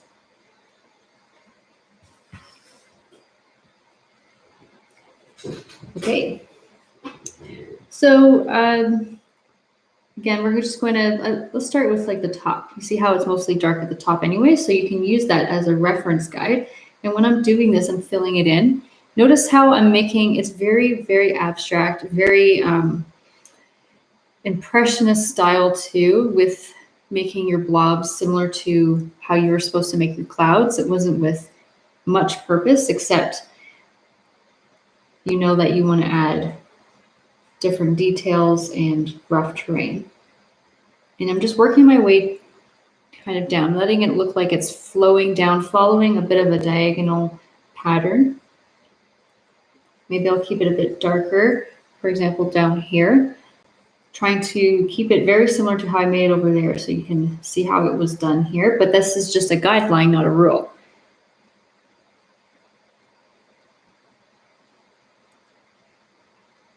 And then you can add, again, like a little section, just a little bump, so it looks like you have layers of your terrain on your rock forming. Yep, you can rewind now if you wanted. Just making my way down on a diagonal line, and it just makes it look like this rock is got a slant. See, it's going up and down like this. If you just keep it back and forth like this, it has a different look. So I like this look, and it looks like you could walk on it probably.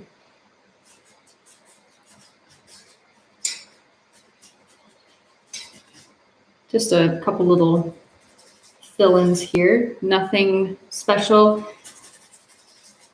There, and it already looks like it has depth to it. Just by coloring it in is what I call it.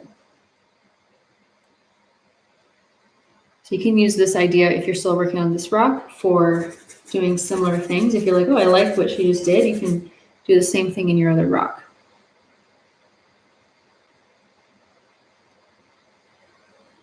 Awesome, Wendy. Good to know. Okay, so grabbing a little bit more of that. See how this gray, again, is very similar to this color. It's just more gray and it's not too dark. It looks like it could blend a little bit into this rock color. That's what I'm trying to go for. And it's done to help guide you into forming up and building up to the darkness that we had going on back here.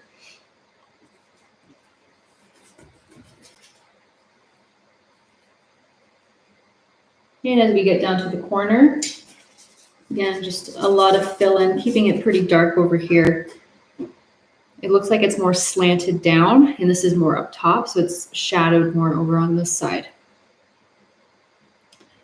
So you could also go back and just color in with a little bit of this dark color into this part here on your rock to make it look more shadowed in general.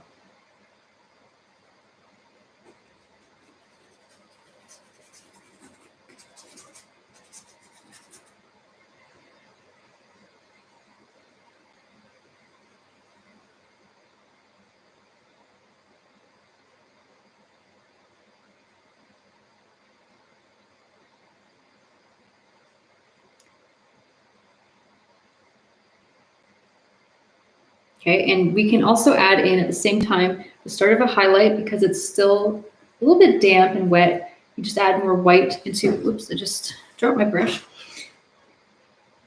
So you add a little bit more white into what we just used, get a bit lighter again. So it's kind of like an off-white look. And this can help blend anything out if you want to highlight it. Maybe you're like, okay, I want to bring out some highlights here again. If you think it's too much darkness, you can put it on top or below everywhere, just like this one that we've already made. And it can add a bit more texture to it too at the same time. Just subtle differences makes all the difference for the overall product at the end.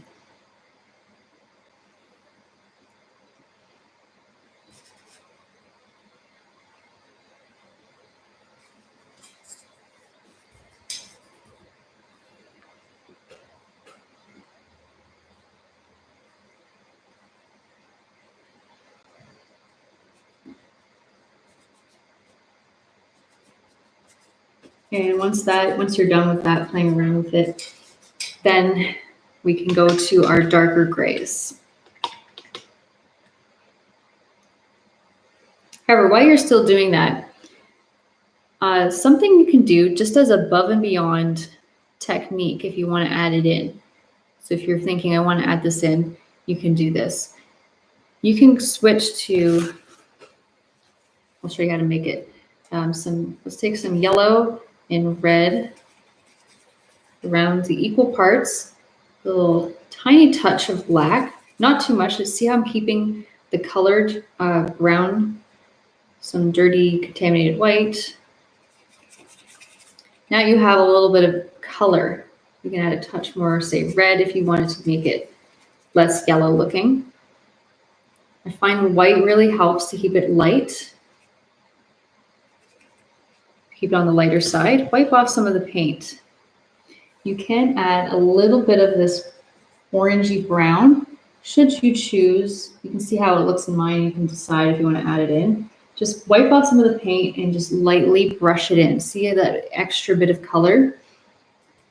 Just light, again, there's hardly any paint on this brush, so it's not like it's sticking out. It's barely coming off.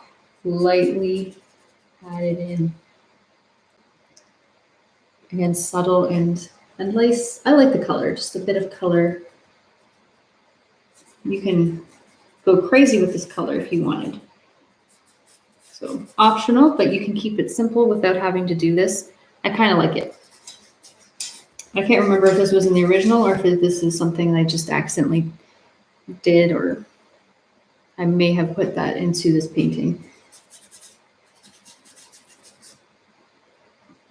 Anyways, just a little bit. You can even add this in at the very end if you want to wait until the end to add it in.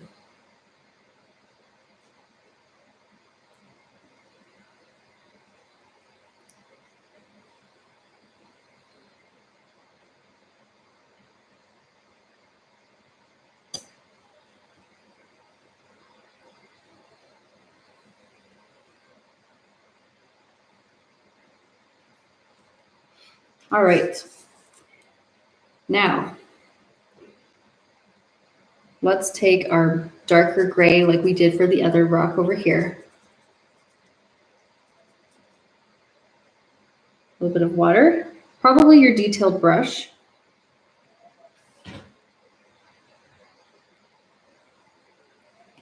And I did more of an outline towards the top here. Little squiggly lines, very similar to the cloud thing we were doing. A little bit of like a blob. Still going and following that diagonal direction.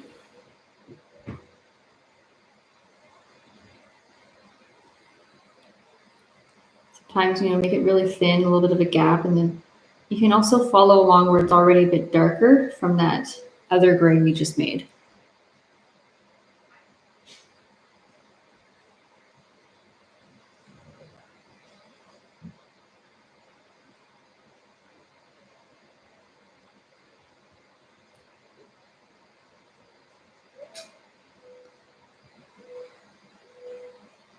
See, just like little lines and little blobs, just like up there, to help give it that texture. Maybe I'll follow this little line here, just to make it a bit deeper, more like a crack, a shadow.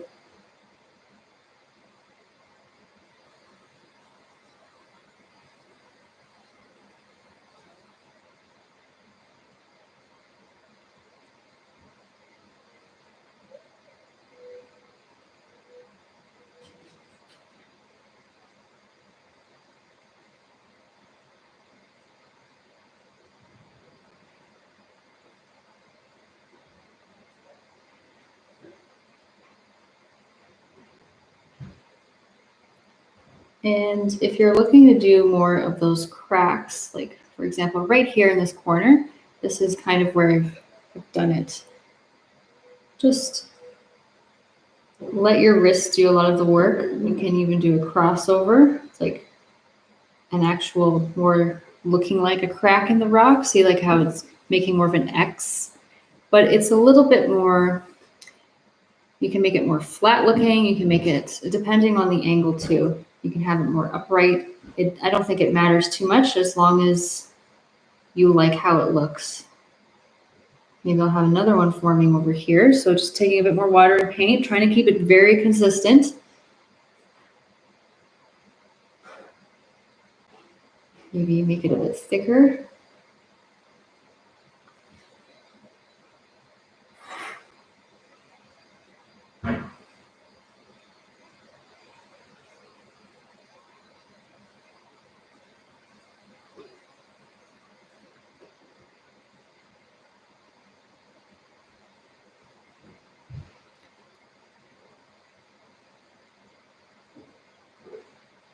This one's more just doing a little bit of a blob over here.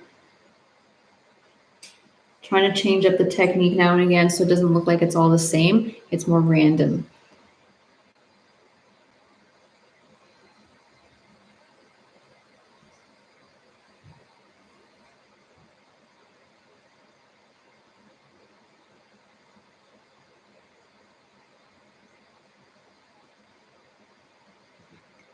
And as I get myself down to the shadowed part that we're trying to make, it's just, again, random diagonal blobs,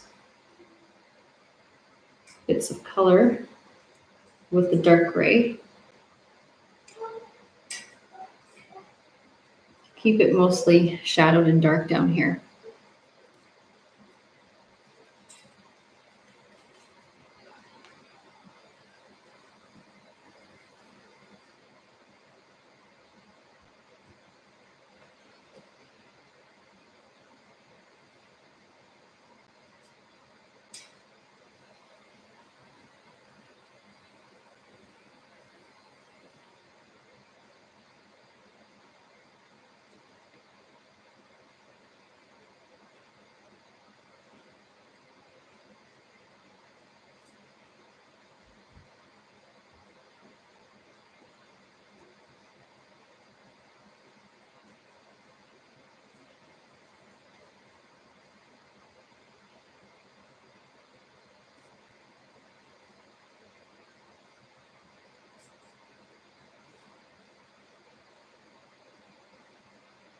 Okay, so I'll show you up close so you can see all of those lines that I've made.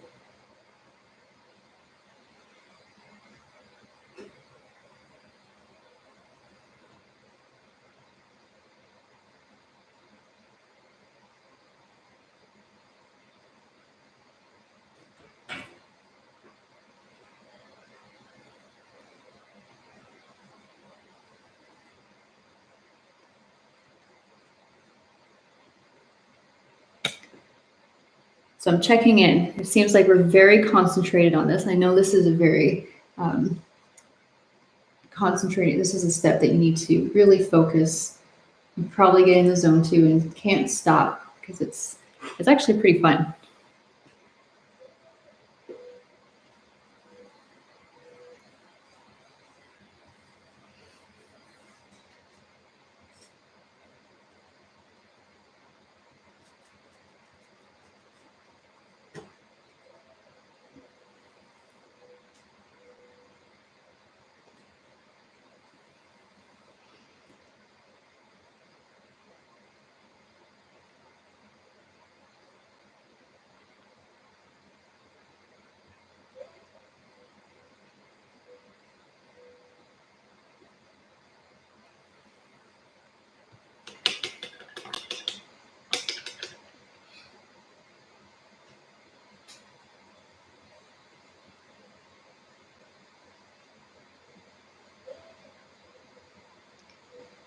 And after this, what you can do is, if you want to put more absolute, just straight black into some of the crevices, any of the lines for deep shadow, you can do this. I'm not doing a whole lot because I feel like it's not really needed.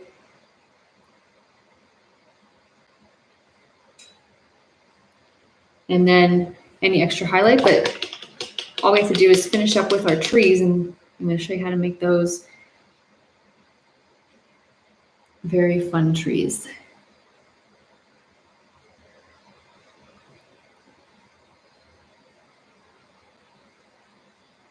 Welcome in, Brenda.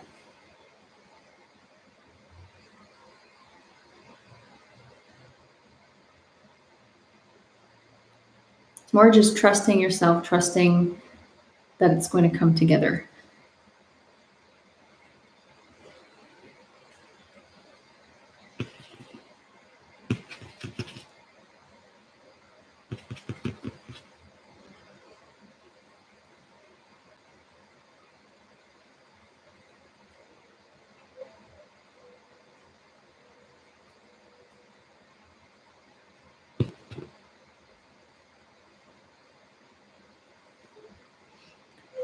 So again, the highlight, you just go back to your original rock color or something a little bit lighter, and you can add it in if there's a little too much going on overall. It can tone just anything down anywhere.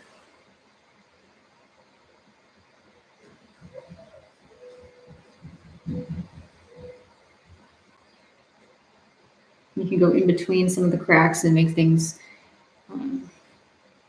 thinner or more noticeable. Get rid of some lines that you don't really care for, you don't think is necessary.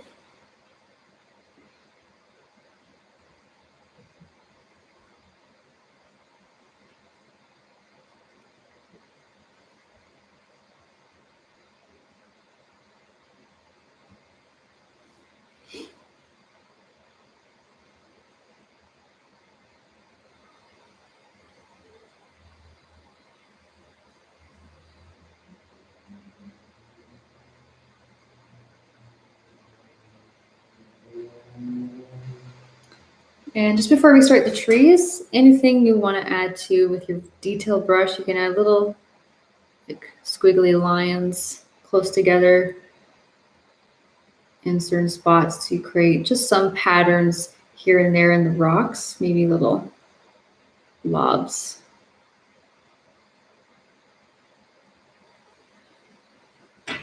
So that, again, it just breaks up all of the same kind of technique. I think it's nice. Give it some pattern in the rock here and there. Okay.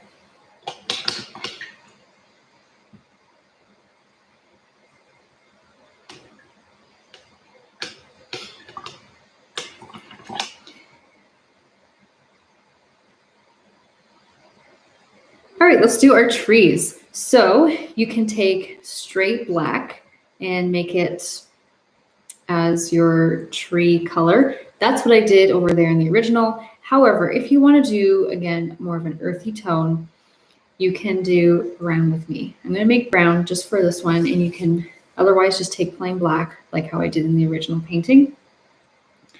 Remember, equal parts red and yellow, little piece size of black, and you get a nice chestnut brown. You can add more black if you want it darker. The more black you add, the darker it gets, more to the black, and it just basically just looks black. But if you like dark brown instead, or even light brown, you can add a touch of white or two to make it a bit lighter and make it more of a lighter brown. So once you're happy with your color, I'm still using this brush right here. I'm just kind of twirling it and taking a lot of the paint off so it's not too clumpy with some water. I'm going to use some water with my paint. All right, let's start with the ones that are over here. Practice with these little trees over here before you start actually doing this big one that's kind of right in the middle. And I want to make it look like it's a bit blowing in the wind. You know how the clouds kind of look like they're blowing a bit in the wind too? I'm going to have it start, it looks like it starts right around here. Yeah, so it's just doing something curling to the side, and press a little bit harder towards the bottom.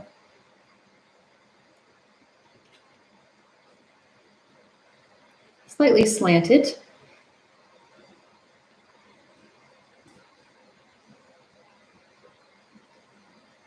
And you can do one more little one right here too. There's more trees in the original, but again, I'm leaving it very just more basic and not too busy looking. It's less busy looking.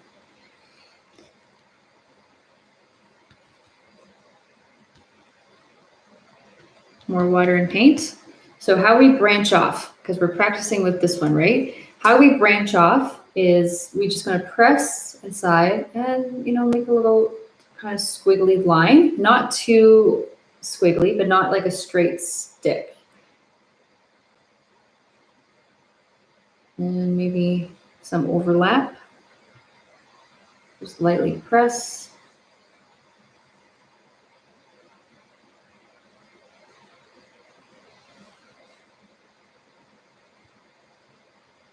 Press a little bit harder where it comes from, so it's thicker where it starts and thins out towards the end.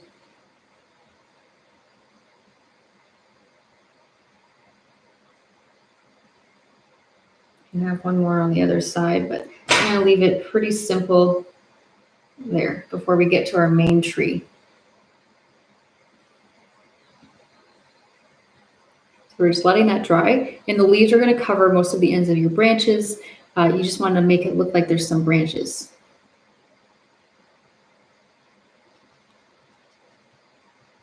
All right, so our next tree. This one, again, is a little bit slanted. Let's start more on just the edge here and work our way up, and then, ooh, it's going over this way now.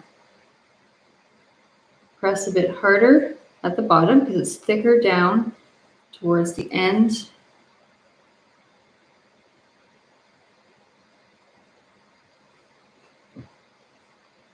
And now I'm switching to my really detailed brush. This is a size 2, so it's not the smallest one. It's just much smaller than my size 6.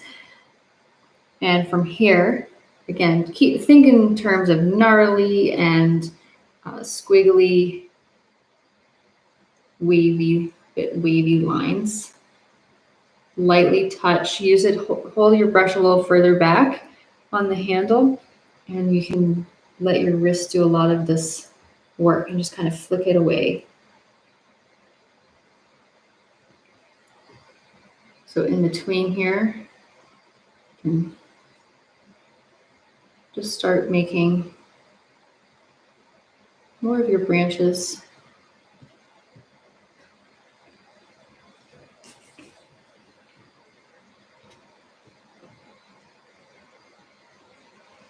This one I want to have come up a little bit.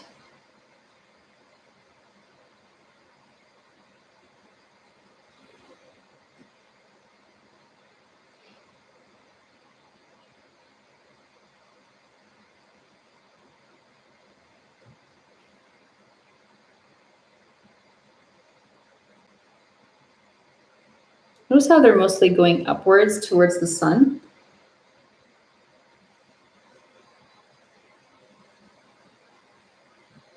Or the light, the sky.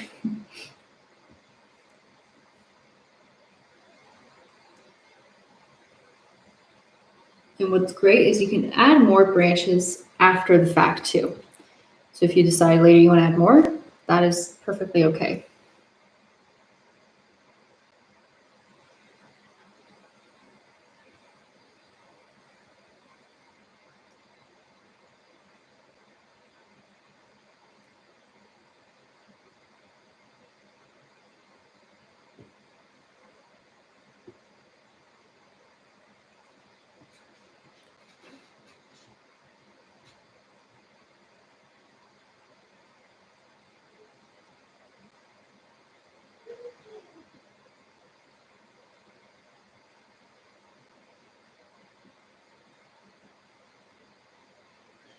It's not your typical tree either.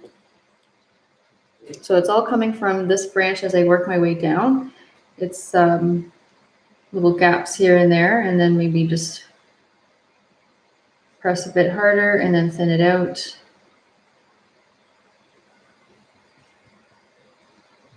And the other side can be a little bit higher or lower. It doesn't have to be, and just also place it where your branches where you don't want to show your rock. So if you're like, okay, I don't want to show this spot right here, just put a branch here. So like, okay, there's my branch.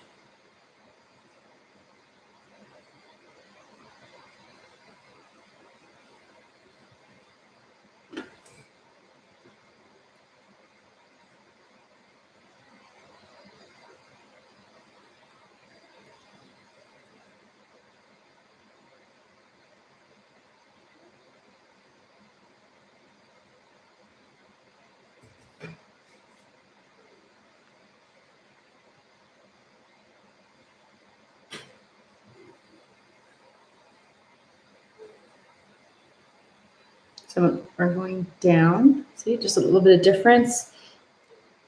Maybe they're weighed down from the heavy leaves on the ends of the branches.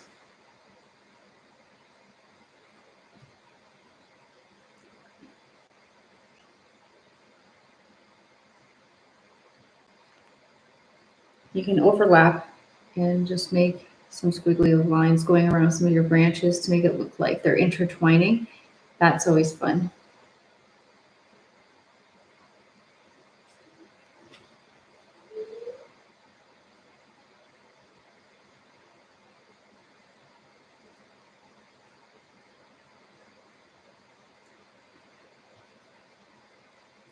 I think I'll add more branches later if I feel like it's needed. I think I'm going to stop there for now. Just let me know where you're at too. Making sure that I have good coverage. I want leaves all up here and somewhere around here too.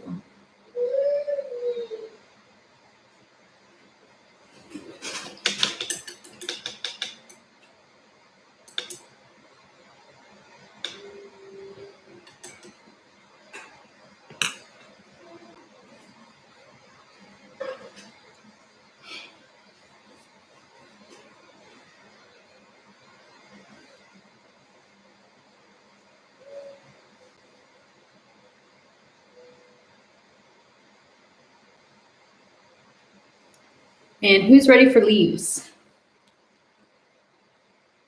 So we just have to make leaves. We're going to start on this tree, practice here, practice on these ones, and then, do the big one, do all our leaves with some shadow and a bit of highlight. We want to make it look like a bit more realistic and not just a flat one color of green. See, it's a lot of steps, right? But hopefully it was worth it because I just like the scenery here. I think it looks very cool. Big fan of the artwork. Let me know ideas for our next group of 7 painting because they're so different than what we normally make in terms of style. So I like making them.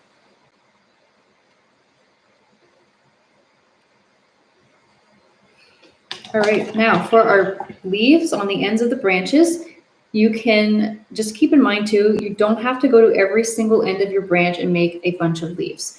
That's not the group of 7 style. And they like to do, a lot of them like to do blowing in the wind, very similar to our cloud technique too. You can see they're just clumps of leaves merged together.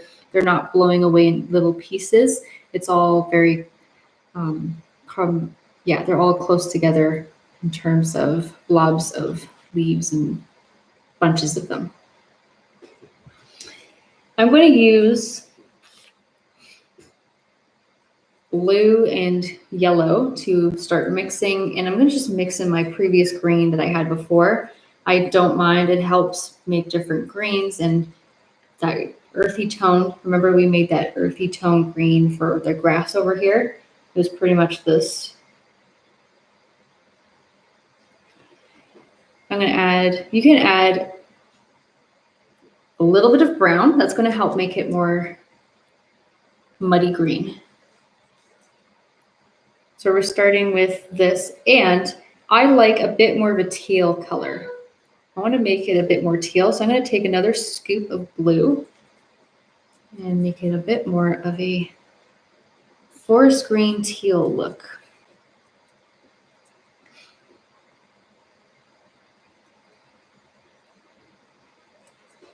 There.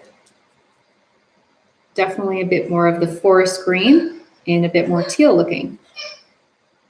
You can add a touch of black if it's still too vibrant. Remember that. And a touch of white because that's adding basically gray, or you can add more brown to it. As long as it either has brown or gray added in, it looks more like this and realistic in color and not too bright. All right, so starting with these ones over on the side, let's start with, for example, in the small one. Hopefully you can see this too, because it's kind of merging with on top of the green. See how I'm just making it's like a cloud, I swear. So over on this tree, let's do it against the water. And very, in a way, Dr. Seuss-like. Little soft rounded curves, no straight edges like our rock. Little kind of flicks. I call it commas and little flicks, but all merged together like a cloud. So this is just one color. It's very flat. We're going to add a bit of a shadow later on. Let's do it again over here. Just making my way up. You're not going to see it as well because it's against the darkness. It's okay though. Up here, a bit more going on at the top. And not too much of a separation in leaves. They're very much all one unit.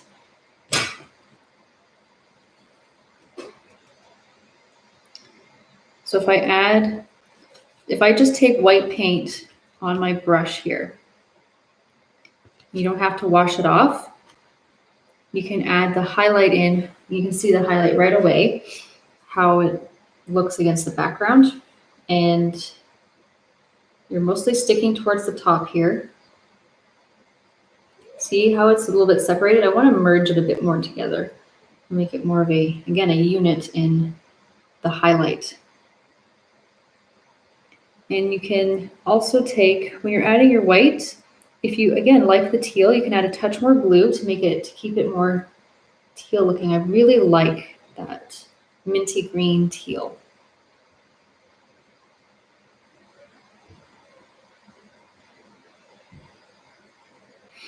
Oh my gosh, it's snowing over there. It's like 20 degrees over here. And again, up here, a little bit of a highlight. Same with this one. Just right on the top, you don't have to add to the height unless you want it bigger. You're just going inside what you already made, and it picks up the green. It's nice, and it makes it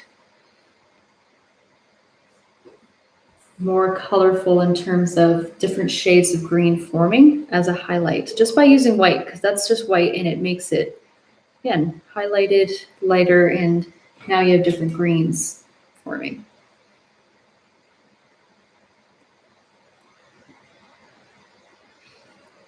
Okay, so you can add a bit more if you want to put a bit more towards the bottom here, but we can keep it simple on this side. So stick with just a few, and we'll come back and put in some deeper shadow, which is a bit more black added. It looks like it's more shadowed here. We'll come back. Let's go over here and do the same thing. Now, some of them are mostly, again, at the ends of the branches. Some of them are overlapping, going in towards the middle. Put them wherever, but I'm going to start mostly on the ends of the branches and very cloud-like. Little tails on the end where it's wisping away, like it's blowing away, and a bit more clumped together right on top. You can't even see the end of the branch anymore.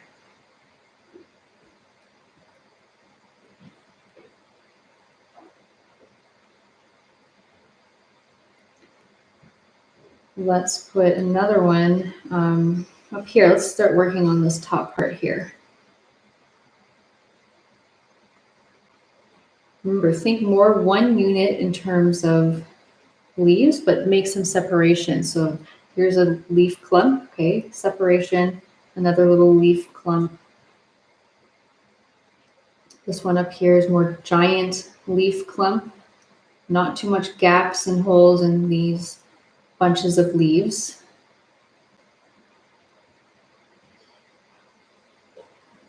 And just to add the movement, it's all about making it look like it's going in a certain direction, like it's lifting up here and then, going upwards over here.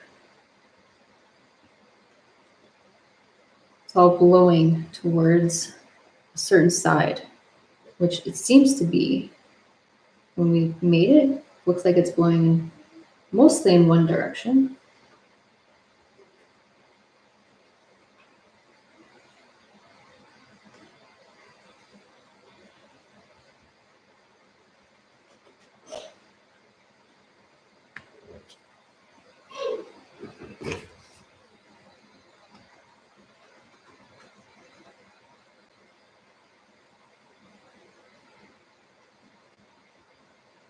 And a gap, let's put another one down here for fun.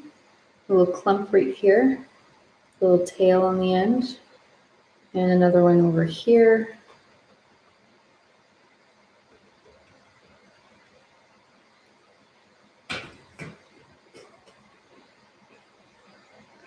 As we work our way into the middle of the tree, you can put more into the middle.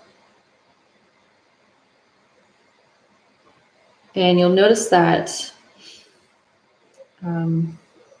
it's pretty heavy on this side, but that's not to say you can make it pretty even. I'm going to put a little bit more down the middle of this tree, break it up. So it's not just on the end.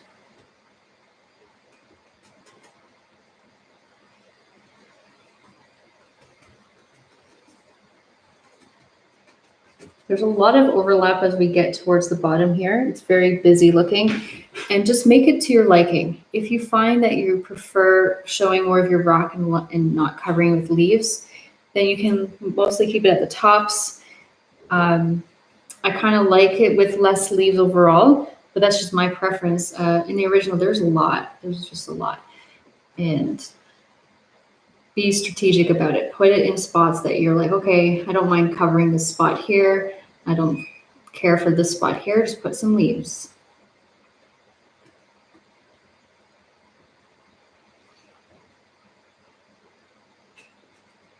And I'm putting some right at the bottom, right here. See, just along this rock. It's like it's got some leaves hanging over here, overlapping this rock just a bit.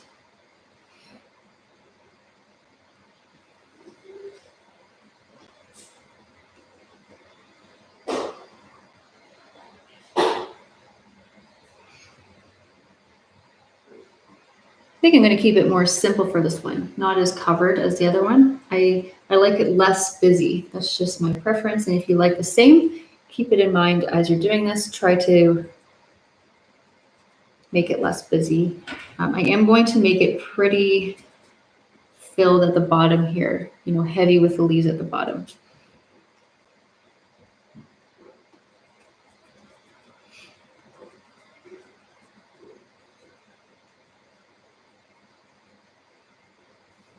There, and I think that's good for now. And now we add some highlight and shadow, which is going to add more depth and dimension. Makes it, with the highlight, look a little bit not as clumpy. I like the highlight. It's going to be good, like over here. So right away, I'm just taking white paint because it's still wet. You can take a touch with your green, whatever you're using, just in case it was drying too fast. Test it out, let it pick up all of this green that we've been using. And I'm just sticking within, and I'm not trying to raise it up. I'm not trying to add on to it because then it just gets bigger and bigger. Making it, again, more of a unit for highlights, but still some gaps here and there. And it's already making it look a bit lighter.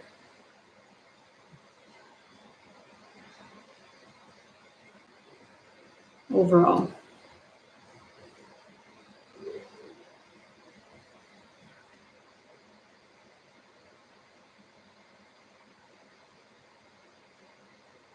So as I go over here, you'll notice that you can see this a lot better against the background.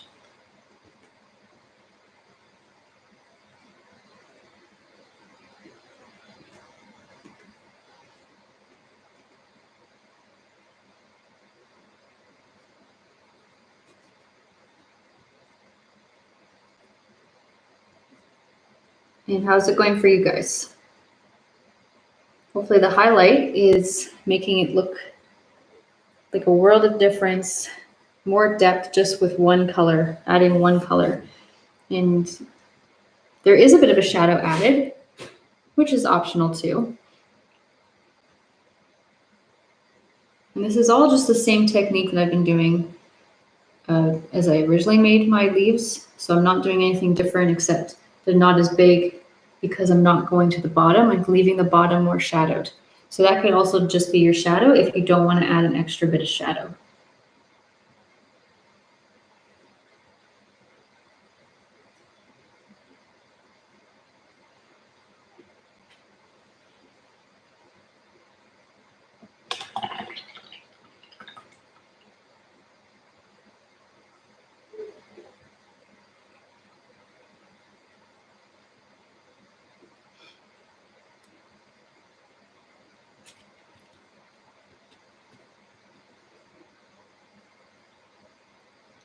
Okay, and shadow, let's show you that too. Black added into the green, make it darker. Just another dip of it into a small section. Just start with that. See if you like it. If you don't have to do this in every spot. You can just leave this in some spots. So maybe I'll just, for example, add, I don't know why, just over here, just because I felt like it here, maybe a little bit here and here, in between and underneath random parts to make it a little bit deeper. If you can't tell the difference, just add a touch more black. Maybe here and a little bit there. So just some spots, let the green still show. I really like the green.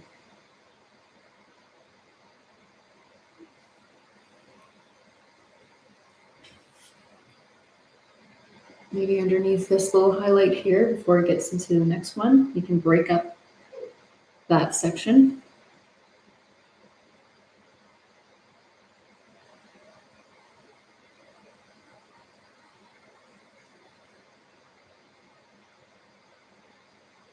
And anything over here as well.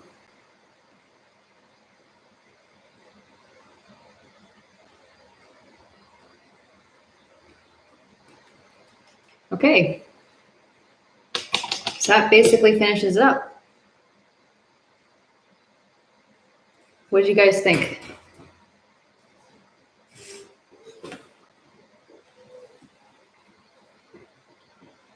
You can add more branches too at this point if you want to extend any. You want to add some more in. You can make more shapes or sticks basically connecting up to your leaves to make it look like it's held by more branches. That's an idea. But I look forward to seeing these results. Post on our Facebook page under the event or under a calendar. You can see more events coming up there too, just by clicking the events. We have lots of them. And on artistpalettederm.com. And I'm glad that a lot of you painted with me today that have painted with me before, and some new people too. That's great to see. And you can see our previous group of 7 painting that we did last time, about a month ago. And I hope to do this again so we can have a vote on what we should do next.